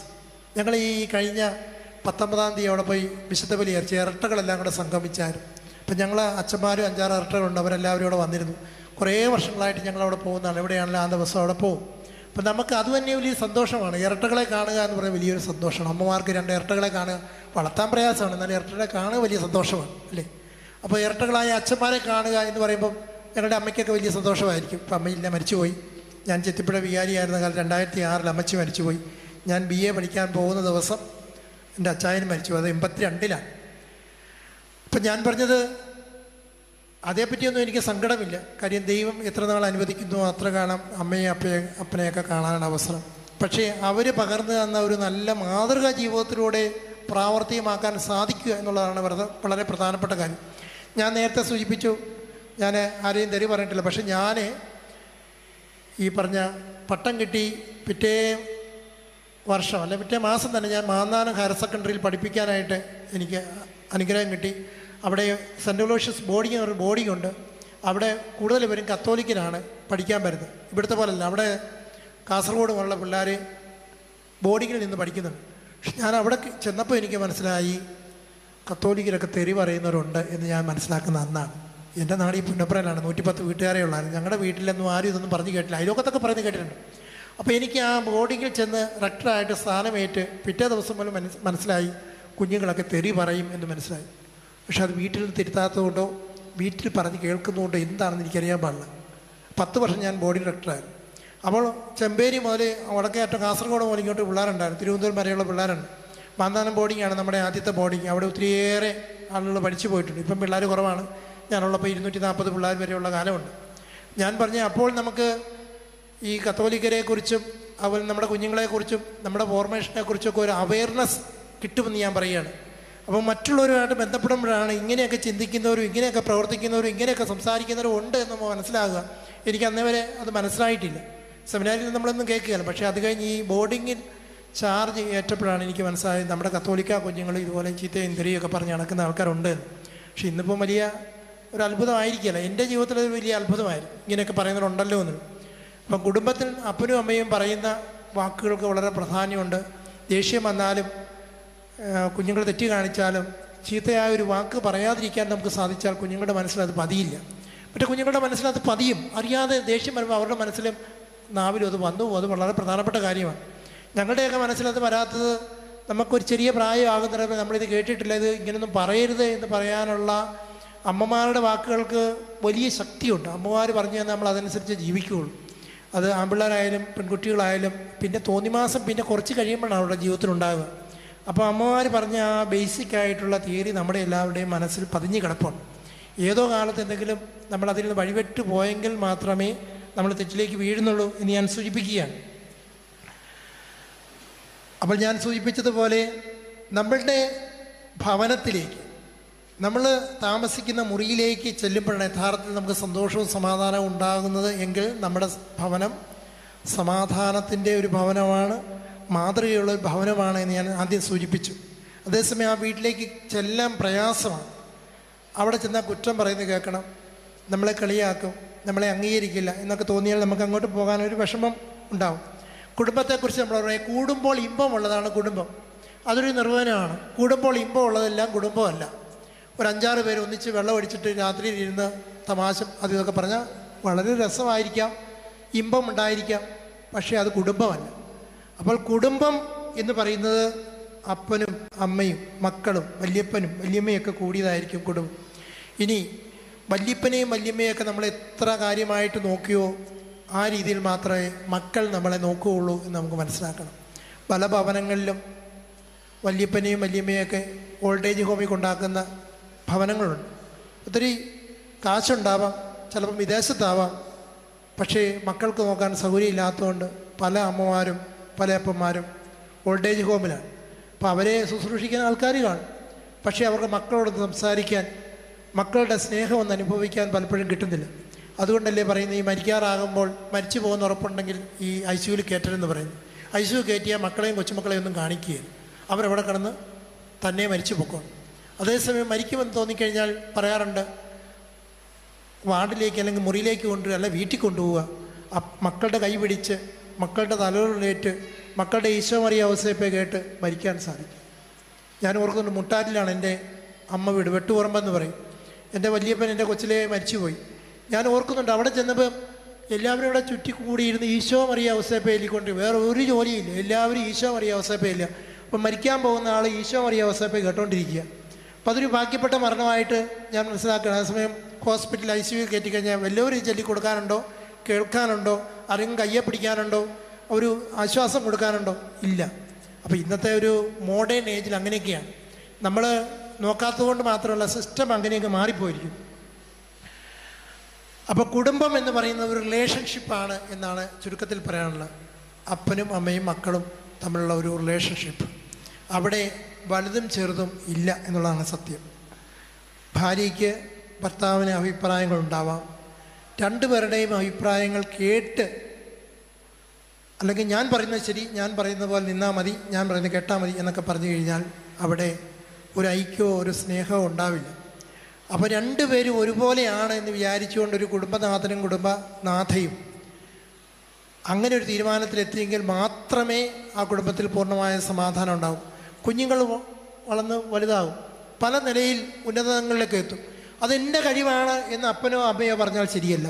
നമ്മുടെ കഴിവാണ്, ദൈവത്തിൻ്റെ കൃപയാണ് എന്ന് പറഞ്ഞാൽ മാത്രമേ ആ കുടുംബത്തിൽ സമാധാനം.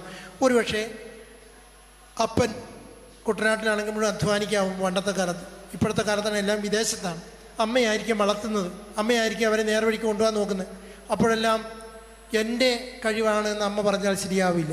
ഞങ്ങളുടെ രണ്ടുപേരുടെയും കൂടെ കഴിവാണ്, ഞങ്ങൾ രണ്ടുപേരുടെയും കൂടെ പ്രാർത്ഥനയാണ്. നമുക്ക് കിട്ടിയ ദൈവാനുഗ്രഹമാണ് ഈ കുഞ്ഞുങ്ങൾ ഇത്രയും ഉയർന്നു വന്നത് എന്ന് പറയാൻ രണ്ടുപേർക്കും സാധിക്കും. അതുപോലെ ഏതെങ്കിലും ഒരു കുഞ്ഞ് പിഴച്ചു പോയാൽ, പറഞ്ഞ കേൾക്കാതെ വന്നാൽ അത് നിൻ്റെ കുഴപ്പമാണ് എന്ന് ഭാര്യയെ കുറ്റപ്പെടുത്തിയാൽ എന്ത് സമാധാനം ഉണ്ടാവും?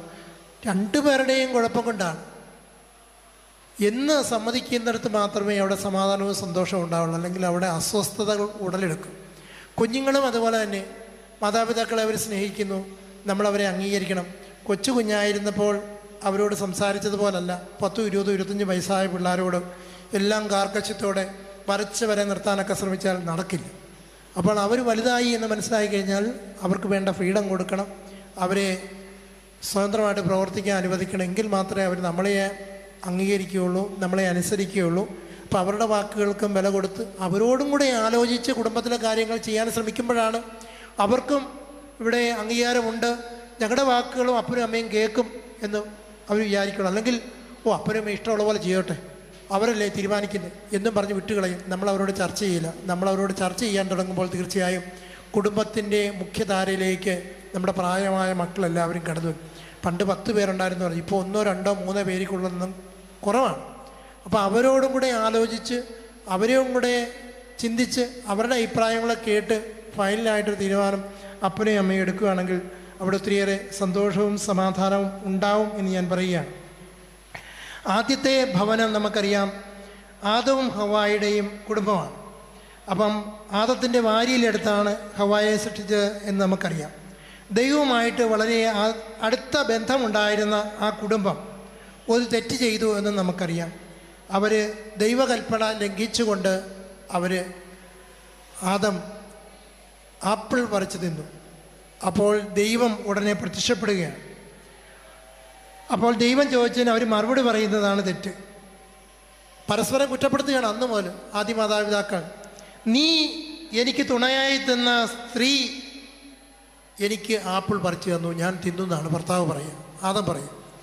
അപ്പോൾ ഹവ്വ പറയുന്നത് എന്താണ്? പാമ്പ് എന്നെ ചതിച്ചു എന്നാണ് പറയുന്നത്. രണ്ടുപേരും കുറ്റം ഏറ്റെടുക്കുന്നില്ല. ഒരുപക്ഷേ അവർ ദൈവത്തോട് പറയുകയാണ്, ദൈവമേ ഞങ്ങൾക്ക് തെറ്റിപ്പോയി, ഇനി ഞങ്ങൾ ആപ്പിൾ പറിക്കില്ല എന്ന് പറഞ്ഞിട്ടുണ്ടെങ്കിൽ ഒരുപക്ഷേ അവരുടെ ലൈഫ് മാറിപ്പോയാൽ ദൈവം അവരോട് ക്ഷമിച്ചു, ഇനി മേലാൽ ഇങ്ങനെ ചെയ്യരുതെന്ന് പറഞ്ഞ് ദൈവം വേറെ വഴിക്ക് അവരെ കൊണ്ടുപോകാൻ അവസാനം അവരെ പർദീസയിൽ നിന്ന് പുറത്തിറക്കി നെറ്റിയിലെ വിയർപ്പുകൊണ്ട് നിങ്ങൾ ഭക്ഷണം കഴിക്കട്ടെ എന്ന് പറഞ്ഞ് ദൈവം ഇറക്കി വിടുന്നതായിട്ടാണ് നമ്മൾ വായിക്കുക. അപ്പോൾ അവരവരുടെ കുറ്റം ഏറ്റെടുക്കാൻ തയ്യാറാകാത്തിടത്തോളം കാലം ബുദ്ധിമുട്ടുകളും പ്രയാസങ്ങളും വന്നുകൊണ്ടിരിക്കും. അതേസമയം കുടുംബത്തിൽ അപ്പന് തെറ്റുപറ്റി, അമ്മയ്ക്ക് തെറ്റുപറ്റി, മക്കൾക്ക് തെറ്റുപറ്റിപ്പോയി എന്ന് പറയുന്നതിന് പകരം ന്യായീകരണങ്ങളെല്ലാം കൂടെ കൊണ്ടുവന്നു കഴിഞ്ഞാൽ എങ്ങനെയായിരിക്കും? തെറ്റുപറ്റിപ്പോയി, തെറ്റ് ചെയ്തു പോയി. അപ്പോൾ ന്യായീകരണം നമ്മൾ കൊണ്ടുവരുമ്പോൾ അവിടെ അസ്വസ്ഥതകൾ, സമാധാനമില്ലാത്തൊരവസ്ഥയിലേക്ക് നമ്മൾ കടന്നു വരികയാണ്. പലപ്പോഴും ഈ ആദത്തിൻ്റെയും ഹവ്വായുടെയും തെറ്റ് വീണ്ടും വീണ്ടും നമ്മൾ ആവർത്തിക്കുന്നുവെന്ന് ഞാൻ സൂചിപ്പിക്കുകയാണ്. ഇനി ചെറുപ്പകാലത്തെ അനുഭവങ്ങൾ നമ്മുടെ ജീവിതത്തിലുടനീളം ബുദ്ധിമുട്ടുണ്ടാക്കും. ഇപ്പോൾ വിവാഹം കഴിച്ചു കഴിഞ്ഞ് ഭാര്യ ഭർത്താവിനെ മനസ്സിലാക്കണം, ഭർത്താവ് ഭാര്യയെ മനസ്സിലാക്കണം. അവർ ചെറുപ്പമായിരുന്നപ്പോൾ ഒരുപക്ഷെ ആ വീട്ടിൽ വലിയ അസ്വസ്ഥതയായിരുന്നിരിക്കാം. അവർ ഒറ്റപ്പെട്ട അനുഭവങ്ങൾ ഉണ്ടായിക്കാണും. അവർ കല്യാണം കഴിച്ചാലും അതിൻ്റെ വാങ്ങലുകൾ നിൽക്കും. ഇപ്പോൾ ഒരു കൊച്ചുണ്ടായിക്കഴിഞ്ഞാൽ ചില അമ്മമാർ പറയും, നീ ഉണ്ടായതിൽ പിന്നെയാണ് ഇവിടെ ഈ കുടുംബത്തിൽ അനർത്ഥങ്ങൾ ഉണ്ടാകുന്നു. പല അമ്മച്ചിമാരും പറയാറുണ്ട്, ശരിയല്ലത്. അങ്ങനെ ഒരു കൊച്ചിനോട് പറഞ്ഞു കഴിഞ്ഞാൽ ആ കൊച്ചിന് റിജക്ഷൻ ഫീൽ ചെയ്യും. അതിൻ്റെ മനസ്സിൽ ഭയങ്കര റിജക്ഷൻ, ഒറ്റപ്പെട്ട അനുഭവം. എന്നാ പുഴുങ്ങിക്കൊടുത്താലും തൃപ്തിയാവുകയില്ല. നീ ഉണ്ടായ പിന്നെ ഇവിടെ ഈ പ്രശ്നങ്ങളൊക്കെ ഉണ്ടാകുമെന്ന് പറഞ്ഞാലോ ആ കൊച്ചെന്ത് തെറ്റ് ചെയ്തു? അല്ലെങ്കിൽ ചില അമ്മമാർക്ക് ശരിയാണെന്ന് അറിയാൻ പാടില്ല, ഒരു കൊച്ചുണ്ടായ അടുത്ത കൊച്ചുണ്ടായ അതിനെ കളയാൻ ശ്രമിക്കും. അപ്പോൾ അത് സാധിച്ചില്ലെങ്കിൽ പണ്ട് നിന്നെ ഞങ്ങൾ കളയാനിരുന്നതാണ് എന്ന് പറയുന്ന അമ്മമാരുണ്ടാവും. കൊച്ചിത് വല്ലതും അറിയുന്നുണ്ടോ? പാവം കൊച്ച്. അപ്പോൾ ആ കൊച്ചിന് മനസ്സിൽ എപ്പോഴും ഒരു അമ്മയോടും ആ കുടുംബത്തോടും വലിയ റിജക്ഷൻ ഫീൽ ചെയ്യും. ഈ റിജക്ഷൻ ഫീൽ ചെയ്യുന്ന ആൾ വിവാഹം കഴിച്ച് വീട്ടിൽ ചെന്നാലും അതിൻ്റെ വാങ്ങലുകൾ എപ്പോഴും ഉണ്ടാവും.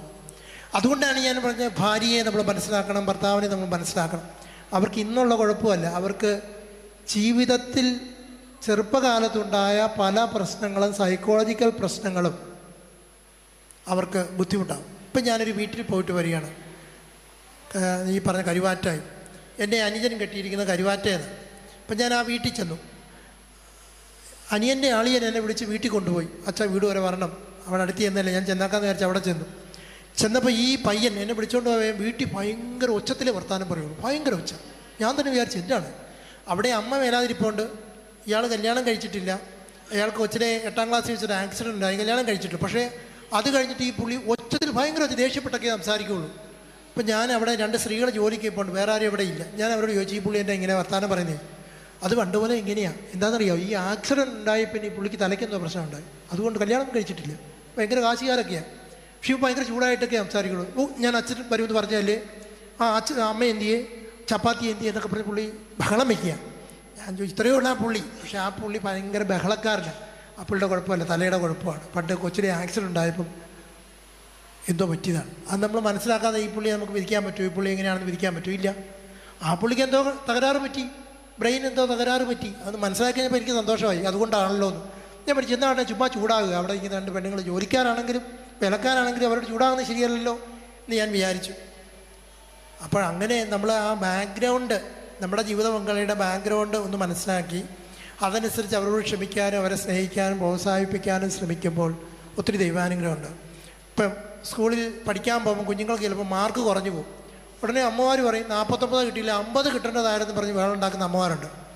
50 49 കിട്ടിയാലും സമ്മതിക്കുക. ആ കൊച്ചു ചത്ത് കിടന്ന് പഠിച്ച് അതിന് ഇത്രേ കിട്ടിയുള്ളൂ, ചിലത് മറന്നുപോയി.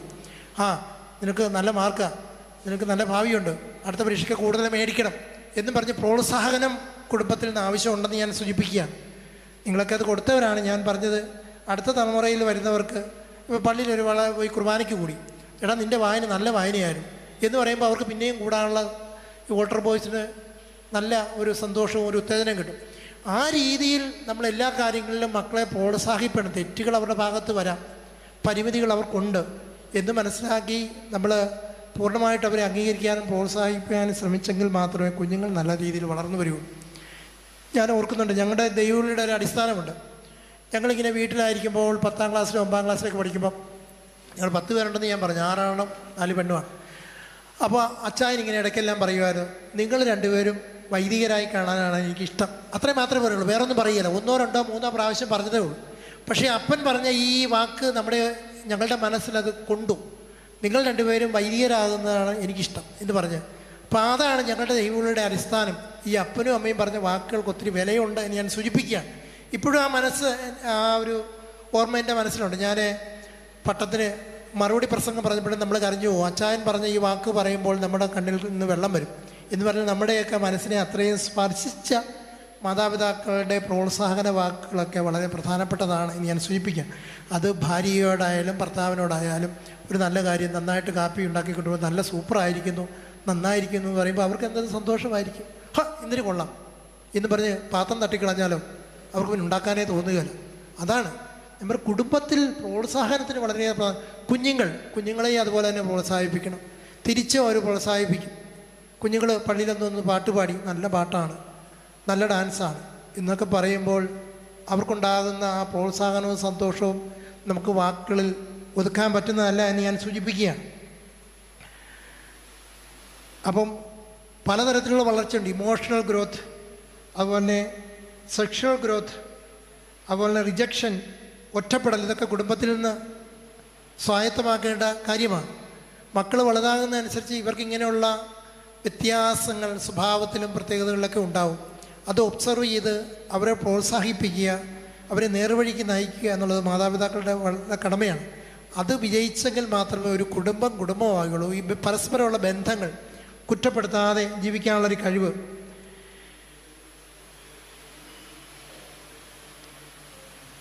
ഞാൻ നേരത്തെ സൂചിപ്പിച്ചു, ഒരു അമ്മ പറയുന്ന കാര്യം, നിൻ്റെ തല കണ്ടേ പിന്നെയാണ് ഈ കുടുംബം നശിച്ചു തുടങ്ങിയത് എന്ന് പറഞ്ഞാൽ എന്തൊരു വിഷമമായിരിക്കും. അപ്പം പരസ്പരം വിധേയപ്പെട്ട് ജീവിക്കുക, പരസ്പരം അംഗീകരിക്കുക, പരസ്പരം സ്നേഹിക്കുക. അപ്പോൾ love is not an action only, but is an act. ഉള്ളിൽ സ്നേഹം കടന്നാൽ പോരെ. കുഞ്ഞുങ്ങളെ അല്ലെങ്കിൽ നമ്മുടെ ജീവിത പങ്കാളിയെ സ്നേഹിക്കണം. ഒരു കുഞ്ഞായിരിക്കുമ്പോൾ ആ കുഞ്ഞിനെ കൂടുതൽ നമ്മൾ അടുപ്പിച്ച് നിർത്തുകയും അമ്മ അവനെ സ്പർശിക്കുകയൊക്കെ ചെയ്യുമ്പോഴാണ് അതിന് കൂടുതൽ സന്തോഷമുണ്ടാകുക. സ്നേഹമുണ്ടെന്ന് പറഞ്ഞാൽ അതിന് മനസ്സിലാവില്ല. അത് കരയുമ്പോൾ അതിനെ എടുക്കുക, അതിനെ ഊഞ്ഞാലിലിട്ട് ആട്ടുക, ഇതൊക്കെ ചെയ്യുമ്പോഴാണ് അമ്മയുടെ സ്നേഹം ആ കുഞ്ഞ് മനസ്സിലാക്കുക. അങ്ങനെ ഓരോ പ്രായത്തിൽ ഓരോ തരത്തിൽ ഒരമ്മ കുഞ്ഞിന് പനി ഉണ്ടാകുമ്പോൾ അതിനെ മുഴുവൻ സമയം തോളിലിട്ടുകൊണ്ട് നടത്തും, അല്ല അതിൻ്റെ കൂടെ പോയി കിടക്കും. ഭക്ഷണം കഴിച്ചൊന്നും പോലും ഓർക്കുകയില്ല. അമ്മമാരുടെ സ്നേഹം അത്ര വലിയ സ്നേഹമാണ്. രാത്രി ഉറങ്ങുകയില്ല. എന്തെങ്കിലും ഒരു അമ്മമാർ പരാതി പറയും, എൻ്റെ കൊച്ചിനെ നോക്കി എനിക്ക് ഉറക്കാൻ പറ്റിയില്ല, എനിക്ക് വിശന്നു, ഞാൻ ഭക്ഷണം കഴിച്ചു. ഒരമ്മയും പറയുകയില്ല. കാര്യം അമ്മ കുഞ്ഞിനെ അതുപോലെ സ്നേഹിക്കുന്നു. അങ്ങനെ ഒരനുഭവം ഉള്ളൊരു കുഞ്ഞ് അമ്മയ്ക്കെതിരായിട്ട് എന്തെങ്കിലും പറയൂ? നമ്മൾ എന്തെല്ലാം കഷ്ടപ്പെട്ടായി കുഞ്ഞുങ്ങളെ വളർത്തുക. കുഞ്ഞുങ്ങൾ കൊച്ചായിരിക്കും, എന്തെല്ലാം പ്രശ്നങ്ങളാണ് അമ്മമാർ. പക്ഷെ അമ്മമാർ ഒരിക്കലും ഒരു കണക്കും പറയുകയില്ല. കുഞ്ഞുങ്ങൾക്ക് വേണ്ടി, ഭർത്താവിന് വേണ്ടി, കുടുംബത്തിന് വേണ്ടി ചെയ്ത ആ അളവില്ലാത്ത ത്യാഗങ്ങളെക്കുറിച്ച് ഒരമ്മയും പരാതി പറയുന്നത് ഞാൻ കേട്ടിട്ടില്ല. കുഞ്ഞുങ്ങളൊരു പക്ഷേ തിരിഞ്ഞു നിൽക്കുമ്പോഴോ എന്തെങ്കിലും റിയാക്ട് ചെയ്യുമ്പോഴോ ഒക്കെയാണ് അമ്മമാരൊരു പക്ഷേ നിന്നെ എന്തൊരു കഷ്ടപ്പെട്ടാണ് നിന്നെ വളർത്തിയെന്നറിയാവോ, ഞാൻ പാടത്ത് പോയി കറ്റ ചുമന്നു, ഒത്തിരിയേറെ കഷ്ടപ്പെട്ടാണ്. അപ്പം പറയും ഞാൻ കട്ട കുത്തി നിന്നെ വളർത്തി, ഇങ്ങനെയൊക്കെ പറയുന്നതുകൊണ്ട്. എന്താ ഇവരിങ്ങനെ നെഗറ്റീവായിട്ട് സ്നേഹമില്ലാതെ പ്രവർത്തിക്കുമ്പോഴാണ് അമ്മമാരും അപ്പന്മാരും അങ്ങനെ പറയാനായിട്ട് ഇടയാവുക. പിന്നെ പ്രധാനമായിട്ട് കുറച്ച് 5-8 കാര്യങ്ങൾ പറയാനുള്ളത് കുടുംബജീവിതം എങ്ങനെ ഭംഗിയാക്കാം എന്നുള്ളതാണ്. 1, പങ്കാളിയെ നിയന്ത്രിക്കരുത്. ജീവിത പങ്കാളിയെ ഒരു കാര്യത്തിന് ഫ്രീഡം കൊടുക്കുക. അങ്ങോട്ട് പോയാലും ഇങ്ങോട്ട് പോയാലും എല്ലാം നിയന്ത്രണമാണ്. നീ അങ്ങോട്ട് പോകണ്ട, ഇങ്ങോട്ട് വന്നാൽ മതി, അങ്ങോട്ട് പോയാൽ. അപ്പോൾ അവിടെ ഒരിക്കലും സ്വസ്ഥതയുണ്ടാവില്ല. സ്വന്തം ഇഷ്ടം അടിച്ചേൽപ്പിക്കുക. ഞാൻ പറയുന്ന പോലെ ചെയ്താൽ മതി എന്ന് പറഞ്ഞാലും ഭർത്താവ് ഭാര്യയോട് പറഞ്ഞാൽ അങ്ങനെ ശരിയാവുമോ? രണ്ടുപേരും ആലോചിച്ച് എന്താണെന്നെങ്കിൽ തീരുമാനമെടുത്ത് മുമ്പോട്ട് പോകുമ്പോൾ ഒത്തിരിയേറെ സന്തോഷമുണ്ടാവും. എവിടെ പോകുന്നു? വെറുപ്പുളവാകും ദുരീക്ഷണം. എവിടെ പോയാലും ഉടനെ അതിലെല്ലാം കുറ്റം കണ്ടുപിടിക്കുക. ചില ഭർത്താക്കന്മാരുണ്ട് വിദേശത്താണ്, വിദേശത്തിരുന്നിട്ട് അവിടെ ക്യാമറ വെച്ചിട്ടുണ്ട്. ഈ ഭാര്യ ചലിക്കുന്ന മുഴുവൻ വിദേശത്തിരുന്ന് അറിയാം. ഞാനിപ്പോൾ 1-2 പുതിയ വീടുകളിലൊക്കെ പോയപ്പോൾ എനിക്ക് മനസ്സിലായി, അവർക്ക് മൊബൈലിൽ കാണാം ഇവിടെ കൊച്ചുങ്ങൾ കളിക്കുന്നതും, ഭാര്യ എങ്ങോട്ട് പോയി അങ്ങോട്ട് പോയി, ആരിവിടെ വന്നു, എല്ലാം കാണാനുള്ള സംവിധാനം ഇതുകൊണ്ട് ആധുനിക മീഡിയ അനുസരിച്ച്. വിദേശത്തിരുന്ന് മൊബൈലിൽ നിൽക്കിയാൽ മതി, ഉടനെ അറിയാം ഇവിടെ പാല് തുറന്ന് കിടക്കുകയാണോ. ചില കാര്യങ്ങൾക്ക് നല്ലതാണ്, ചില വിദേശത്തു നിന്ന് വിളിച്ചു പറയുമ്പോഴാണ് കള്ളം വന്ന കാര്യം അറിയുന്നത്. പക്ഷെ അത് പോസിറ്റീവ്. പക്ഷെ നെഗറ്റീവായിട്ട് ഉപയോഗിക്കുന്ന ആൾക്കാരുമുണ്ട് എന്ന് ഞാൻ സൂചിപ്പിക്കുകയാണ്. പിന്നെ എന്ത് കാര്യത്തിലും ഒച്ചത്തിലേ സംസാരിക്കുള്ളൂ. ഞാൻ നേരത്തെ ചെന്ന വീട്ടിൽ അങ്ങനെ ഒച്ചത്തിൽ സംസാരിക്കുന്നു. ഒച്ചത്തിൽ സംസാരിച്ച് ആർക്കാണ് ഇഷ്ടപ്പെടുന്നത്? കുടുംബത്തിൽ കേട്ടാൽ പോരെ, മക്കളും ഭാര്യയും അല്ലെ ഭർത്താവും കേട്ടാൽ പോരെ. അപ്പോൾ അതൊക്കെ ശാന്തമായിട്ട് പറയുക. അപ്പം തന്നെ എന്തൊരു സമാധാനമാണ്. ചിലർ ഒച്ചത്തിൽ പറയുള്ളൂ. ദേഷ്യപ്പെടേണ്ട കാര്യങ്ങളൊന്നുമല്ല, ഒച്ചത്തിലിങ്ങനെ വലിയ അധികാരപൂർവ്വമാണ് സംസാരിക്കുക. പിന്നെ ആലോചിക്കാതെ സംസാരിക്കുക. ആലോചിച്ച് സംസാരിച്ചാൽ ഒത്തിരിയേറെ ദൈവത്തിൻ്റെ അനുഗ്രഹം ഉണ്ടാവും, അവിടെ സന്തോഷവും സമാധാനവും ഉണ്ടാവും. നമ്മുടെ വാക്ക് ഒരിക്കലും തെറ്റിപ്പോകില്ല. പിന്നെ പങ്കാളിയുടെ നിലവാരം മനസ്സിലാക്കാതെ, ഞാൻ നേരത്തെ സൂചിപ്പിച്ചു പങ്കാളിയുടെ കുറവ്, ജീവിത പങ്കാളിയുടെ കുറവ്, അത് മനസ്സിലാക്കി കഴിഞ്ഞിട്ട് ആ രീതിയിൽ അവരോട് പെരുമാറിക്കഴിഞ്ഞാൽ അവിടെ സന്തോഷവും സമാധാനവും ഉണ്ടാവും. ഒന്നും അറിയാമല്ലാതെ എല്ലാം ഞാൻ പറയുന്ന പോലെ നടക്കണമെന്ന് നടക്കുകയില്ല. പിന്നെ വീട്ടിൽ ചെന്നവരുടെ പരാതി പറയുന്ന ഭാര്യമാരുടെ എപ്പോഴും സൗകര്യം കൊടുക്കുകയില്ല. എന്നാൽ പിന്നെ ഇവിടെ ഇരിക്കേണ്ടെന്ന് പറഞ്ഞ് പുറത്തിറങ്ങിപ്പോകും. അല്ലെങ്കിൽ ഭർത്താവ്. അപ്പോൾ എപ്പോഴും പരാതി പറഞ്ഞുകൊണ്ടിരുന്ന ആർക്കാ സമാധാനം ഉണ്ടാവും? സൗകര്യം ഉണ്ടാകുകയില്ല. ചെറിയ ചെറിയ കാര്യങ്ങൾ ശ്രദ്ധിച്ചാൽ കുടുംബത്തിൽ ഒത്തിരി അനുഗ്രഹം ഉണ്ടാകും. ചെറിയ കാര്യങ്ങൾക്ക് അനിഷ്ടം കാണിക്കുക. ചെറിയൊരു കാര്യമുള്ളൂ, ഉടനെ ഭയങ്കര ദേഷ്യം, പിന്നെ സംസാരിക്കുകയല്ല. പിന്നെ എങ്ങനെയാണ് അവിടെ കുടുംബത്തിൽ സമാധാനം ഉണ്ടാവുക? പിന്നെ കൂടെ കൂടെ പിണങ്ങി നടക്കും, മിണ്ടുകയല്ല. ചില പിള്ളേരുമുണ്ട്, ഞങ്ങളൊക്കെ ചെറുപ്പത്തിൽ പിണങ്ങി നടക്കുമ്പോഴേ കഞ്ഞി കുടിക്കാതെ പോയി കിടക്കും. അമ്മമാർക്ക് നമ്മളെ കഞ്ഞി കുടിപ്പിച്ചില്ലേ വലിയ വിഷമമാണ്. അപ്പോൾ അപ്പം പറയുക വിശക്കം വന്നോളൂ എന്ന് പറയും. അമ്മയ്ക്ക് അത്രയും ഒരു പറയാനുള്ള ധൈര്യമില്ല. അതാണ് ശരി. വിശക്കവും വരും. ഇത് വാശി പിടിച്ച് പോയി കിടന്നിട്ട് കാര്യമുണ്ടോ? കണ്ടു പിടിക്കാൻ വരികയില്ല. ഇപ്പോഴും ഒരു കൊച്ചോ 2 കൊച്ചോ ഉള്ളതുകൊണ്ട് ഇങ്ങനെ പുറകെ നടക്കുക, കഞ്ഞി കുടിക്കുക, പാല് കുടിക്കുന്നൊക്കെ പറയും. പണ്ടങ്ങനെ വിളിക്കുകയൊന്നുമില്ല. വിശക്കവും വരും. തീർച്ചയായിട്ടും നമ്മൾ വിശന്നാൽ പിന്നെ എവിടെ പോകുന്നത്? അതാണ് അത് ഫോർമേഷൻ്റെ പ്രത്യേകത ഞാൻ പറയുകയാണ്. അപ്പോൾ എപ്പോഴും ഹെൽപ്പ് വേണം ചിലർക്ക്. ഏത് കാര്യത്തിന് ഭാര്യയുടെ സഹായം വേണം, ഏത് കാര്യത്തിന് ഭർത്താവിൻ്റെ സഹായം വേണം. നമുക്ക് തന്നെ ചെയ്യാൻ പറ്റുന്ന കാര്യങ്ങൾ തന്നെ അങ്ങനെ ചെയ്താൽ തന്നെ ഒത്തിരി സമാധാനം ഉണ്ടാവും. ഇവിടെ വാടി, ഇതൊന്ന് ചെയ്തേ, ഇന്ന് ഇറക്കിക്കേ, ഇതൊന്ന് പിടിച്ചേ, അല്ലെങ്കിൽ ചേട്ടാ ഇങ്ങോട്ട് വന്നേ എന്ന് പറയും. എപ്പോഴും വിളിച്ചുകൊണ്ടിരുന്നാൽ നമ്മുടെ സൗകര്യം പോകും എന്നാണ് ഞാൻ സൂചിപ്പിക്കുക. പിന്നെ സ്വന്തം അറിവില്ലായ്മ, തെറ്റ് ന്യായീകരിക്കുക. ഞാൻ ഇടയ്ക്ക് സൂചിപ്പിച്ചായിരുന്നു, നമുക്ക് തെറ്റ് പറ്റിപ്പോയാൽ തെറ്റ് പറ്റിപ്പോയി എന്ന് പറയുമ്പോൾ അവിടെ പ്രശ്നങ്ങളാൻ തീരും. ന്യായീകരിച്ചാൽ 100 ഉദാഹരണങ്ങൾ കണ്ടുപിടിക്കാൻ ശ്രമിക്കേണ്ടി വരും. പിന്നെ സാമ്പത്തികമായ അച്ചടക്കം. വലിയ പണക്കാരെക്കുറിച്ചല്ല ഞാൻ പറയുക, സാധാരണക്കാരുടെ ജീവിതത്തിൽ തീർച്ചയായും സാമ്പത്തികമായ അച്ചടക്കം കുട്ടികളും പേരൻസും ശ്രദ്ധിക്കണം. ഒരു ഭാര്യ വന്ന് തോന്നി മാസം ചിലവാക്കി നടക്കുന്നതാണ് അവിടെ സമാധാനം ഉണ്ടാകും. ഭർത്താവ് തോന്നി മാസം വെള്ളം അടിച്ച് ചിലവാക്കി നടക്കുന്ന കുഞ്ഞുങ്ങൾ അവരുടെ നിലവാരം അറിഞ്ഞ് നമ്മൾ ജീവിച്ചാൽ മാത്രമേ ആ കുടുംബത്തിന് സമാധാനം. അതുകൊണ്ട് സാമ്പത്തികമായ അച്ചടക്കം വളരെ പ്രധാനപ്പെട്ട കാര്യമാണെന്ന് ഞാൻ വിചാരിക്കുകയാണ്. പിന്നെ ചെയ്യുന്ന ജോലികൾക്ക് കണക്ക് പറയരുത്. അമ്മമാരൊരിക്കലും കണക്ക് പറയാറില്ല. 10 പിള്ളേരെ വളർത്തിയതാണെങ്കിൽ ഒരിക്കലും കണക്ക് പറയാറില്ല. ഒരു കാര്യമേ പറഞ്ഞിട്ടുള്ളൂ, ഞാൻ പറഞ്ഞില്ലേ ഉപ്പൊഴിച്ച് കഞ്ഞി തന്ന എന്ന് മാത്രമേ പറയാറുള്ളൂ. എന്ന് പറഞ്ഞാൽ നിങ്ങൾ ബോധപൂർവ്വം ആലോചിച്ച് വേണ്ട ജീവിതത്തെ ക്രമപ്പെടുത്തിക്കോണം എന്നർത്ഥം. പ്രസന്നതയില്ലാത്ത പെരുമാറ്റം. എപ്പോഴും സന്തോഷമായിട്ട് പെരുമാറാൻ കുടുംബാംഗങ്ങൾക്ക് സാധിച്ചാൽ അവിടെ സന്തോഷവും സമാധാനമാണ്. ആ എപ്പോഴും ദേഷ്യപ്പെട്ടും എപ്പോഴും മുഖം വീർപ്പിച്ച് നടന്ന ഒരു ഉപകാരമില്ല എന്ന് ചുരുക്കം. പിന്നെ പങ്കാളിയുടെ സുഹൃത്തുക്കളെ വെറുപ്പിക്കുക. ചില ആൾക്കാരുണ്ട്, ഭർത്താവിൻ്റെ കൂട്ടുകാർ വീട്ടിൽ വന്നാൽ ഇഷ്ടമില്ല, അവരെ ഓടിച്ചു വിടും. പുള്ളിയില്ലാത്തവൻ വന്ന് എന്തെങ്കിലുമൊക്കെ പറഞ്ഞു വിടും, ഇവിടെ എപ്പോഴൊന്നും വരണ്ട. അല്ലെങ്കിൽ ഭാര്യയുടെ വീട്ടുകാർ, ഭർത്താവിൻ്റെ വീട്ടുകാർ അക്സെപ്റ്റ് ചെയ്യാത്ത ആളുകളുണ്ടെങ്കിൽ അതൊക്കെ കുടുംബ ജീവിതത്തിൽ വലിയ ബുദ്ധിമുട്ടുണ്ടാകും. അതുപോലെ തന്നെ നമ്മൾ ഭാര്യയുടെ വീട്ടുകാരെ അല്ലെങ്കിൽ ഭർത്താവിൻ്റെ വീട്ടുകാരെ കൂടുതൽ ബഹുമാനിക്കുമ്പോഴാണ് പരസ്പരമുള്ള ഐക്യവും സ്നേഹവും ഉണ്ടാകും. അവർക്ക് കുറവുകൾ കാണും, പക്ഷെ അവരെ നമ്മൾ സ്വന്തം. ഇപ്പം അമ്മായിയമ്മയെ വെറുക്കുന്ന ഒത്തിരി മരുമക്കളുണ്ട്. അവർക്ക് കുറവുകളുണ്ട്, അവർക്ക് പ്രായമുണ്ട്, കുറ്റം പറയുന്നവരായിരിക്കും. പക്ഷേ അവരെ നമുക്ക് സഹിക്കാൻ, അവരോട് ക്ഷമിക്കാൻ, അവരെ സ്നേഹിക്കാൻ, അവരമ്മയെ പോലെ കാണാൻ ശ്രമിക്കുമ്പോൾ ഭർത്താവിന് വളരെ സന്തോഷം, കുടുംബത്തിന് വളരെ സന്തോഷം, മക്കൾക്ക് വലിയ മാതൃക. ഇതൊക്കെ വളരെ പ്രധാനപ്പെട്ട കാര്യമായിട്ട് ഞാൻ സൂചിപ്പിക്കുകയാണ്. അതാണ് പരിശുദ്ധ അമ്മയെ പോലെ പലതും ഹൃദയത്തിൽ സംഗ്രഹിച്ചു. അപ്പോൾ വയസ്സാകുമ്പോൾ ചില മരുമക്കൾ പറഞ്ഞു കണ്ടു, എന്നെ ആയ കാലത്ത് ഒത്തിരിയേറെ ഉപദ്രവിച്ചിട്ടുണ്ട്, അതുകൊണ്ട് ഞാൻ പണി കൊടുക്കും, അവിടെ കിടന്ന് കരയട്ടെ, അവിടെ നിന്ന് മോങ്ങട്ടെ എന്ന് പറയുന്നവരും ഉണ്ട്. അപ്പോൾ അതൊക്കെ എന്തൊരു നാശമായിരിക്കും ഒരു കുടുംബത്തിൽ ഞാൻ സൂചിപ്പിക്കുകയാണ്. അപ്പോൾ തീർച്ചയായിട്ടും നമ്മുടെയൊക്കെ കുടുംബങ്ങൾ സ്വർഗ്ഗതുല്യമാകണമെങ്കിൽ, ചാവറ പിതാവ് പറഞ്ഞതുപോലെ ആകാശമോക്ഷത്തിന് സദൃശമായിരിക്കണമെങ്കിൽ ആ രീതിയിൽ കുടുംബ ജീവിതത്തെ ക്രമീകരിക്കുകയും തമ്പുരാന് പൂർണ്ണമായിട്ട് നമ്മളെ സമർപ്പിക്കുകയും ചെയ്യുമ്പോൾ തീർച്ചയായും കുടുംബങ്ങൾ അനുഗ്രഹിക്കപ്പെടുമെന്ന് സൂചിപ്പിക്കുകയാണ്. അതുകൊണ്ട് കുടുംബത്തിൽ എന്തെങ്കിലും ഐശ്വര്യമോ സമാധാനമോ സന്തോഷം ഉണ്ടാകുമ്പോൾ നമ്മുടെ രണ്ടുപേരുടെയും പ്രാർത്ഥനയുടെ ഫലമാണ് എന്നേറ്റ് പറയുക. എന്തെങ്കിലും കുറവുകൾ വരുമ്പോൾ പരസ്പരം കുറ്റപ്പെടുത്താതിരിക്കുക, മാതൃകയായിട്ട് ജീവിക്കുക. കുടുംബജീവിതത്തിൽ നമ്മുടെ മാതൃകയാണ് മക്കളെ ഏറ്റവും കൂടുതൽ വളർത്തുക, നന്മയിലേക്ക് നയിക്കുക, അനുഗ്രഹിക്കപ്പെട്ട കുടുംബമായിട്ട് തീരുക. അതുകൊണ്ട് നമ്മുടെ കുടുംബത്തെ എല്ലാം ഓർത്ത് ഈശോയ്ക്ക് നമുക്ക് നന്ദി പറയാം. നമ്മളെ അനുഗ്രഹിച്ച ദൈവത്തിൽ നിങ്ങൾക്ക് ഇവിടെ വന്ന എല്ലാവരെയും പ്രത്യേകമായിട്ട് അഭിനന്ദിക്കുന്നു. ദൈവം അനുഗ്രഹിക്കട്ടെ എന്ന് പ്രാർത്ഥിക്കുന്നു. നിങ്ങളോട് ആയിരിക്കുവാൻ ദൈവം തന്ന അവസരത്തിന് ഞാൻ നന്ദി പറയുന്നു. നിങ്ങളെക്കുറിച്ചുള്ള ആ പദ്ധതി എൻ്റെ മനസ്സിലുണ്ട്. നിങ്ങളുടെ നാശത്തിനല്ല ക്ഷേമത്തിനുള്ള പദ്ധതിയാണത്. നിങ്ങൾക്ക് ശരിയായ ശുഭമായ ഭാവിയും പ്രത്യാശ നൽകുന്ന പദ്ധതിയാണ്. നമുക്ക് പ്രാർത്ഥിക്കാം. കർത്താവേ, ഇവിടെ ആയിരിക്കുന്ന ഈ മക്കളെ അനുഗ്രഹിക്കണമേ, ഇവരുടെ കുടുംബത്തെ അനുഗ്രഹിക്കണമേ. ഈശോ ആഗ്രഹിക്കുന്ന രീതിയിൽ കുടുംബജീവിതം നയിക്കാൻ ഇവരെ അനുഗ്രഹിക്കണമേ. നല്ല ദൈവവിളികൾ ഈ കുടുംബത്തിൽ നിന്നുണ്ടാകട്ടെ. നല്ല കുടുംബങ്ങൾ ഇവരുടെ ഭവനത്തിൽ നിന്ന് രൂപപ്പെടട്ടെ. വിശ്വാസമുള്ള ഒരു തലമുറയെ വാർക്കാൻ ഇവർക്ക് സാധിക്കട്ടെ. എപ്പോഴും സന്തോഷം അനുഭവിക്കുവാനും ഏതെല്ലാം പ്രയാസങ്ങളും ബുദ്ധിമുട്ടുകളൊക്കെ ഉണ്ടായാലും ദൈവത്തിന് നന്ദി പറഞ്ഞ് ജീവിക്കുവാൻ ഇവരെ അനുഗ്രഹിക്കണമേ. നിരാശപ്പെടാതെ സന്തോഷം ജീവിക്കുവാൻ ഈ വ്യക്തികളെ ഓരോരുത്തരെയും അനുഗ്രഹിക്കണമേ. ഇവിടെ വന്ന് പ്രാർത്ഥിക്കുന്ന ഇവരെ പരിശുദ്ധാത്മ പ്രത്യേകമായിട്ട് അനുഗ്രഹിക്കട്ടെ, ആശീർവദിക്കട്ടെ. ജപസപിതാവിൻ്റെ പ്രത്യേകമായ ശക്തിയും മാധ്യസ്ഥവും നിങ്ങളെ സഹായിക്കട്ടെ. കൂടുതലായ ദൈവാനുഗ്രഹം നിങ്ങളുടെ ഓരോരുത്തരുടെയും ജീവിതത്തിൽ ഉണ്ടാകട്ടെ എന്ന് പ്രത്യേകമായിട്ട് പ്രാർത്ഥിക്കുകയും യാചിക്കുകയും നിങ്ങളെ ഓരോരുത്തരെയും സമർപ്പിക്കുകയും ചെയ്യുന്നു. പരിശുദ്ധ അമ്മയും മറിയൂസ പിതാവും തിരുക്കുടുംബം പൂർണ്ണമായിട്ട് നിങ്ങളെ അനുഗ്രഹിക്കുകയും ആശീർവദിക്കുകയും ചെയ്യട്ടെ എന്ന് പറഞ്ഞുകൊണ്ട് എൻ്റെ വാക്കുകൾ നിർത്തുന്നു. നമ്മുടെ കർത്താവ് ഈശോമിശിഹായുടെ കൃപയും പിതാവായ ദൈവത്തിൻ്റെ സ്നേഹവും പരിശുദ്ധ റൂഹായുടെ സഹവാസം നിങ്ങളെല്ലാവരോടും കൂടി ഉണ്ടായിരിക്കട്ടെ, ഇപ്പോഴും എപ്പോഴും എന്നേക്കും. ആമീൻ.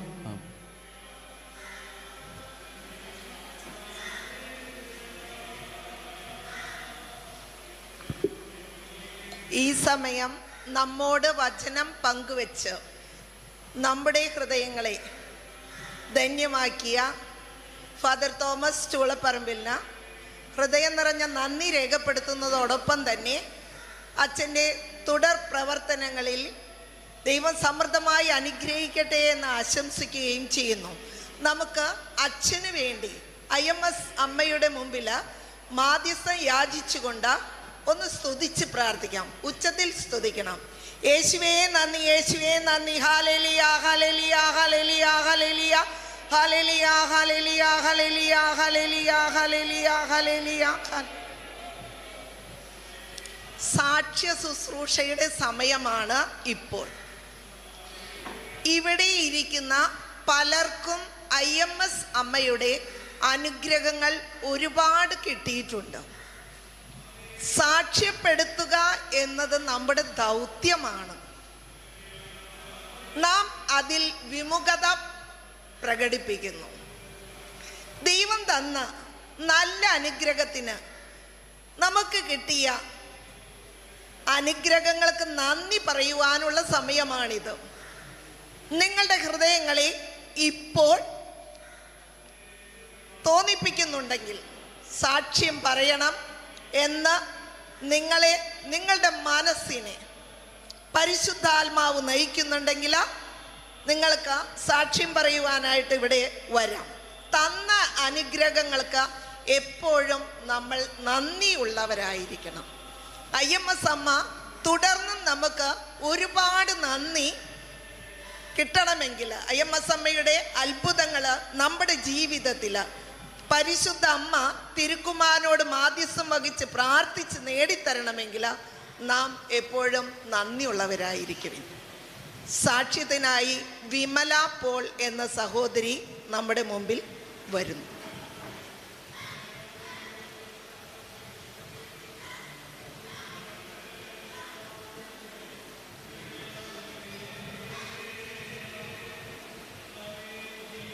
Price Lord. എൻ്റെ പേര് വിമല പോൾ. ഞാൻ അഴീക്കൽ ഇടവയിൽ നിന്നാണ് വരുന്നത്. ഞാൻ ഇവിടുത്തെ ടീം അംഗമാണ്. 18 വർഷമായിട്ട് ഇവിടെ ഈ ടീമിൽ മധ്യസ്ഥ പ്രാർത്ഥന നിർവഹിക്കുന്ന ഒരു വ്യക്തിയാണ്. കഴിഞ്ഞ ഡിസംബർ 23 പെട്ടെന്ന് എൻ്റെ കൈക്കൊരു ബലഹീനതയും അസ്വസ്ഥതയൊക്കെ ഉണ്ടായി. ഹോസ്പിറ്റലിൽ തന്നു. പ്രഷർ കൂടിയതാണെന്ന് പറഞ്ഞു. പ്രഷറിന് കൂടിയതിന് മരുന്നെല്ലാം തന്നു. പക്ഷേ ഈ CT സ്കാൻ ചെയ്തപ്പം കുഴപ്പമൊന്നുമില്ല വീട്ടിൽ. പക്ഷേ എനിക്ക് എൻ്റെ കൈക്ക് ബെൽറ്റ് ഇട്ട്. പക്ഷേ എനിക്ക് അതിന് ശേഷം അങ്ങ് ഭയങ്കരമായിട്ട് അസ്വസ്ഥതകളുണ്ടാകുന്നു. തലയ്ക്കകത്തൊരു ചെറിയ മുഴ പോലെ വന്ന് ആലപ്പുഴ മെഡിക്കൽ കോളേജിൽ കാണിച്ചാൽ പറഞ്ഞു ഓപ്പറേഷൻ ചെയ്യണമെന്ന് പറഞ്ഞു. പക്ഷേ ഓപ്പറേഷൻ ചെയ്യാൻ തയ്യാറല്ല. ഞാൻ പ്രത്യേകിച്ച് IMSയുടെ എൻ്റെ ടീമങ്ങളോടെല്ലാം വിളിച്ചു പറഞ്ഞു. IMS നിത്യാരാധനയും വിളിച്ചു പറഞ്ഞു. ഒരുപാട് എനിക്ക് വേണ്ടി പ്രാർത്ഥിക്കാൻ എൻ്റെ ഈ IMSലുള്ള എല്ലാ ടീമങ്ങളും മധ്യസ്ഥ പ്രാർത്ഥന എനിക്ക് എല്ലാ ടീമിലെ ആളുകൾ എനിക്ക് വേണ്ടി പ്രാർത്ഥിച്ചു. അതിൻ്റെ ഫലമായിട്ട് ഞാൻ പിന്നെ ബിലിവേഴ്സ് ഹോസ്പിറ്റലിൽ പോയി. ബിലിവേഴ്സ് ഹോസ്പിറ്റലിൽ ചെന്നപ്പോൾ എന്നോട് പറഞ്ഞു ഒന്നുകൂടെ CT സ്കാൻ ചെയ്യാൻ പറഞ്ഞു. ചെയ്തപ്പോൾ എന്നോട് പറഞ്ഞ് ഓപ്പറേഷൻ വേണ്ട, മരുന്ന് കഴിച്ചാൽ മതിയെന്ന് പറഞ്ഞു. അപ്പോൾ എൻ്റെ ഒരു ബിന്ദു കൊല്ലത്തുള്ള ഡോക്ടറിനോട് പറഞ്ഞു ആൻറ്റി ഇവിടെ ഞാൻ കാണിക്കണ്ട, ചിത്രായി പോകാൻ പറഞ്ഞു. ചിത്രായി കൊണ്ട് ചെന്ന് അവിടുന്ന് 3 മാസം ബിലിവേഴ്സിൽ മരുന്ന് കഴിച്ചതിന് ശേഷം ചിത്രായി കൊണ്ടുവന്ന് കാണിച്ച് ഞാനങ്ങ് ഒത്തിരി പ്രാർത്ഥിച്ചിട്ടുണ്ടാകും. ദൈവമേ എൻ്റെ തല എൻ്റെ മുഖം തല ഇളക്കി ഒന്നും ചെയ്യാൻ അനുവദിക്കരുത്. ഒരു മനുഷ്യൻ്റെ മുമ്പിൽ ചെന്ന് കൈ വിഷമിക്കുന്ന കാണാൻ എന്നെ ഇടവരുത്തരുതെന്ന് അങ്ങ് ഒത്തിരി പ്രാർത്ഥിക്കുമായിരുന്നു. എൻ്റെ ഇടവകച്ചനും അഴീക്കലുള്ള അച്ഛനോട് ഞാൻ പറഞ്ഞ അച്ഛൻ എനിക്ക് വേണ്ടി പ്രാർത്ഥിക്കും. ഞാൻ പ്രശാന്തനോട് വിളിച്ചു പറഞ്ഞ അച്ഛനും എനിക്ക് വേണ്ടി പ്രാർത്ഥിക്കുന്നുണ്ടായിരുന്നു. എൻ്റെ ടീമങ്ങളെല്ലാം ഇവിടുത്തെ എല്ലാ ഗ്രൂപ്പിലുള്ള ആളുകളെല്ലാം എനിക്ക് വേണ്ടി പ്രാർത്ഥിച്ചു. നിത്യാരാധനെ വിളിച്ചു പറഞ്ഞു. അതിൻ്റെ ഫലമായിട്ട് ചിത്രായി ചെന്നപ്പോൾ ഡോക്ടർ എന്നോട് പറഞ്ഞു അമ്മച്ചിക്ക് വിഷമമൊന്നും വേണ്ട, അമ്മച്ചിക്ക് യാതൊരു ഓപ്പറേഷനും ഇല്ല, അമ്മച്ചിക്ക് ഒരു കുഴപ്പമില്ല, അമ്മച്ചി വീട്ടിൽ പൊക്കോളാൻ പറഞ്ഞു. ഞാൻ പറഞ്ഞു ഡോക്ടറെ എനിക്ക് ഉറക്കമില്ല, ഉറങ്ങാൻ പറ്റുന്നില്ല, കുറേ ദിവസങ്ങളായിട്ട് ഞാൻ ഉറങ്ങുന്നില്ല. അപ്പോൾ എന്നോട് പറഞ്ഞു അമ്മച്ചിക്ക് ഉറങ്ങാൻ മാത്രം ഒരു ഗുളിക തരാം, എല്ലാം ഒന്നും തരത്തില്ല, ഇനിയിപ്പോൾ ഒരു MRI സ്കാൻ ചെയ്തുകൊണ്ട് വരാൻ പറഞ്ഞു. ഞാൻ വീട്ടിൽ വന്ന് പറഞ്ഞ ദിവസം MRI സ്കാൻ ചെയ്തു വീണ്ടും കൊണ്ടുവന്ന് കാണിച്ചു. വീണ്ടും കൊണ്ടുവന്ന് കാണിച്ചു കഴിഞ്ഞപ്പം ഡോക്ടർ പറഞ്ഞു ഓപ്പറേഷന് വേണ്ട, വിഷമിക്കണ്ടെന്ന് പറഞ്ഞു. അവിടുന്ന് തിരിച്ചു വന്നിട്ട് എനിക്കങ്ങ് ഭയങ്കര അസ്വസ്ഥത. അപ്പം ഞാൻ ഇവിടുത്തെ ടീമിലെ ഒരാൾ വിൻസെൻ്റ് ബ്രദറിനെ വിളിച്ചിട്ട് ഞാൻ പറഞ്ഞു ബ്രദറെ എനിക്ക് വേണ്ടി ഒന്ന് പ്രാർത്ഥിക്കാൻ പറഞ്ഞു. ഇപ്പം ബ്രദർ പറഞ്ഞു ഞാൻ പ്രാർത്ഥിക്കാം, ഇവിടെ ഒന്ന് പരിശുദ്ധാത്മാവിൻ്റെ അഭിഷേക ധ്യാനം കൂടാൻ പറഞ്ഞു. ഞാൻ പറഞ്ഞു എനിക്ക് വരാൻ പറ്റുമെന്ന് തോന്നില്ല, ഇത്രയും ദൂരം ഒന്ന് യാത്ര ചെയ്യാൻ വയ്യ. എന്നോട് പറഞ്ഞു അങ്ങനെയല്ല, ഞങ്ങൾ പ്രാർത്ഥിച്ചോളാം, വരാൻ പറ്റും, വന്ന് കൂടാൻ പറഞ്ഞു. അങ്ങനെ കഴിഞ്ഞ ആദ്യ ബുധനാഴ്ച ഞാനിവിടെ വന്ന് അഭിഷേക ധ്യാനം കൂടി. അഭിഷേക ധ്യാനത്തിൽ കഴിഞ്ഞ് 2ാമത്തെ ദിവസം കഴിഞ്ഞപ്പോൾ എൻ്റെ ശരീരത്തിന് മൊത്തം വിടുതൽ കിട്ടി. എനിക്ക് പൂർണ്ണ സൗഖ്യം പ്രാപിച്ച് അതിന് ഞാൻ എൻ്റെ ഈശോയ്ക്ക് അമ്മയ്ക്ക് 1000 നന്ദി പറയുന്നു. ദൈവത്തെ സ്തുതിക്കുകയും മഹത്വപ്പെടുത്തുകയും ചെയ്യുന്നു. നാം ഇപ്പോൾ വിമല സഹോദരിയുടെ സൗഖ്യം ലഭിച്ച അത്ഭുതം കേൾക്കുകയുണ്ടായി. IMS അമ്മയുടെ മുമ്പിൽ വന്ന് യാചിക്കുക, അമ്മ തൻ്റെ തിരുക്കുമാരനോട് മാധ്യസ്ഥം വഹിച്ച് എല്ലാം സാധിച്ചു തരും. ഇതാണ് നമ്മൾക്ക് മനസ്സിലാക്കാനായിട്ട് ഈ സാക്ഷ്യത്തിലൂടെ സാധിച്ചത്. ദൈവത്തിൻ്റെ വചനത്തിൽ ഇപ്രകാരം പറയുന്നു, ജ്ഞാനത്തിൻ്റെ പുസ്തകത്തിൽ 9-ാം അധ്യായം 10-ാം വാക്യത്തിൽ, വിശുദ്ധ സ്വർഗത്തിൽ നിന്ന് അങ്ങയുടെ മഹത്വത്തിൻ്റെ സിംഹാസനത്തിൽ നിന്ന് ജ്ഞാനത്തെ അയച്ചു തരണമേ. പരിശുദ്ധാത്മാ അഭിഷേക ധ്യാനത്തിൽ വന്ന് പങ്കെടുത്തപ്പോൾ 2-ാം ദിവസം തന്നെ പരിപൂർണ സൗഖ്യം ഈ സഹോദരിക്ക് ലഭിക്കുകയുണ്ടായി. ഇപ്രകാരം പറയുന്നു പ്രഭാഷകന്റെ പുസ്തകം 38:9, മകനെ രോഗം വരുമ്പോൾ ഉദാസീനനാകാതെ കർത്താവിനോട് പ്രാർത്ഥിക്കുക, അവിടുന്ന് നിന്നെ സുഖപ്പെടുത്തും. ഈ വിമല സിസ്റ്റർ ഏറ്റവും കൂടുതൽ വിശ്വസിച്ച് പ്രാർത്ഥിച്ചത് ഇപ്രകാരമായിരുന്നു. വിശ്വസിച്ച് പ്രാർത്ഥിച്ചു.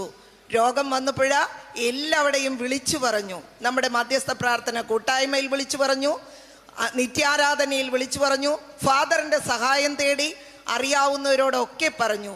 എല്ലാവരുടെയും പ്രാർത്ഥനകൾ ഈ സഹോദരിക്ക് ലഭിച്ചപ്പോൾ പരിപൂർണ സൗഖ്യം തന്ന IMS അമ്മ അനുഗ്രഹിച്ചു. നമുക്ക് IMS അമ്മയോട് ചേർന്ന് നിന്നുകൊണ്ട് ഒന്ന് സ്തുതിച്ച് പ്രാർത്ഥിക്കാം. യേശുവേ നന്ദി, യേശുവേ നന്ദി, യേശുവേ നന്ദി, ഹല്ലേലൂയ, യേശുവേ നന്ദി, hallelujah, hallelujah, hallelujah, hallelujah, hallelujah. യേശുവേ ആരാധന മഹത്വം കർത്താവേ, സ്തോത്രം ദൈവമേ. Hallelujah, hallelujah, hallelujah, hallelujah. യേശുവേ സ്തോത്രം. നിങ്ങളിൽ ആർക്കെങ്കിലും സാക്ഷ്യം പറയണമെന്നുണ്ടെങ്കിൽ സ്റ്റേജിന് ഈ ഭാഗത്തേക്ക് കടന്നു വരിക.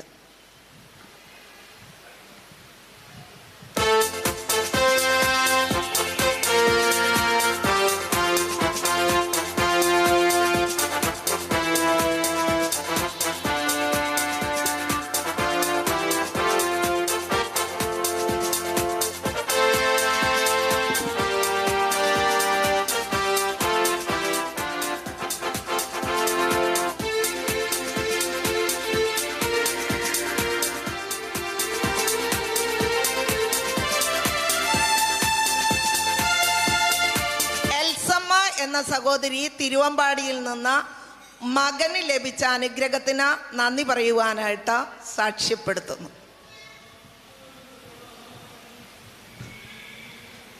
യേശുവേ സ്തുതി, യേശുവേ നന്ദി.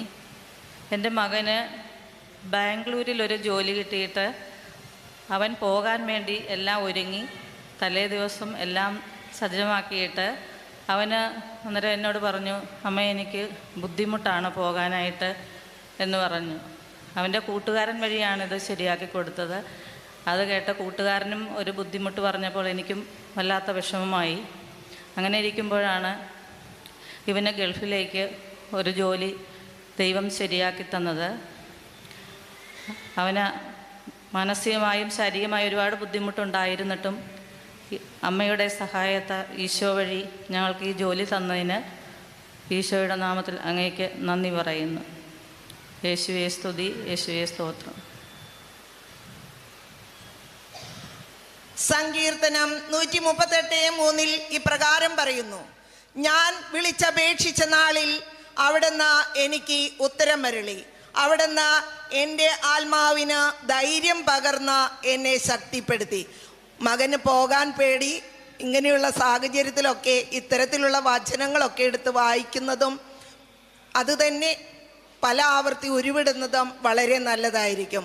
മകന് നൽകിയ ഈ അനുഗ്രഹത്തിന് നന്ദി പറഞ്ഞുകൊണ്ട് IMS അമ്മയോടൊപ്പം ചേർന്ന് നമുക്ക് ദൈവത്തെ സ്തുതിക്കാം.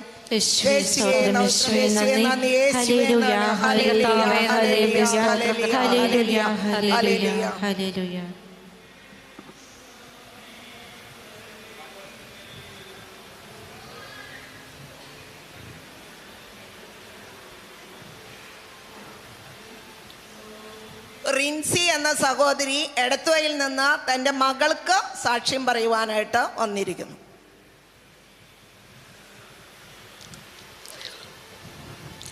എൻ്റെ മകൾക്ക് ജന്മന ഒരു ഹോളുണ്ടായിരുന്നു ഹാർട്ടിന്. അത് 8 വയസ്സായി. അവൾക്ക് സർജറി ചെയ്യണമെന്ന് പറഞ്ഞു. ഞാൻ ഇവിടെ വന്നു സാക്ഷ്യം പറയാമെന്ന് പറഞ്ഞു, പ്രാർത്ഥിച്ചു. അങ്ങനെ ഞാനിവിടെ വന്നു. ശശി ബ്രദറിനെ കാണാനിടയായി. ബ്രദറിന് എല്ലാ ദിവസവും എന്നെ വിളിച്ച് പ്രാർത്ഥിക്കുന്നുണ്ടായിരുന്നു. വൈകുന്നേരം മെയ് 25-ാം തീയതി അവളെ ഓപ്പറേഷൻ ചെയ്യാൻ വേണ്ടി ഹോസ്പിറ്റലിൽ കൊണ്ടുപോയി ചെക്കപ്പ് ചെയ്തപ്പോൾ ഓപ്പറേഷൻ ചെയ്യണ്ട എന്ന് ഡോക്ടർ പറഞ്ഞു. അമ്മയോട് നന്ദി പറയുന്നു.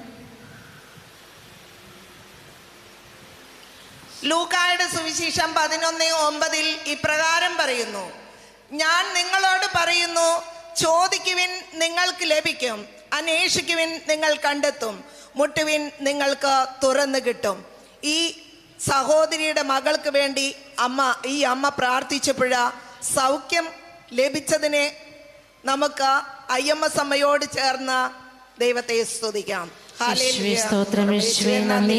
ഹല്ലേലൂയ, ഹല്ലേലൂയ, ഹല്ലേലൂയ, ഹല്ലേലൂയ, ആരാധന, യേശുവേ മഹത്വം. ഹല്ലേലൂയ.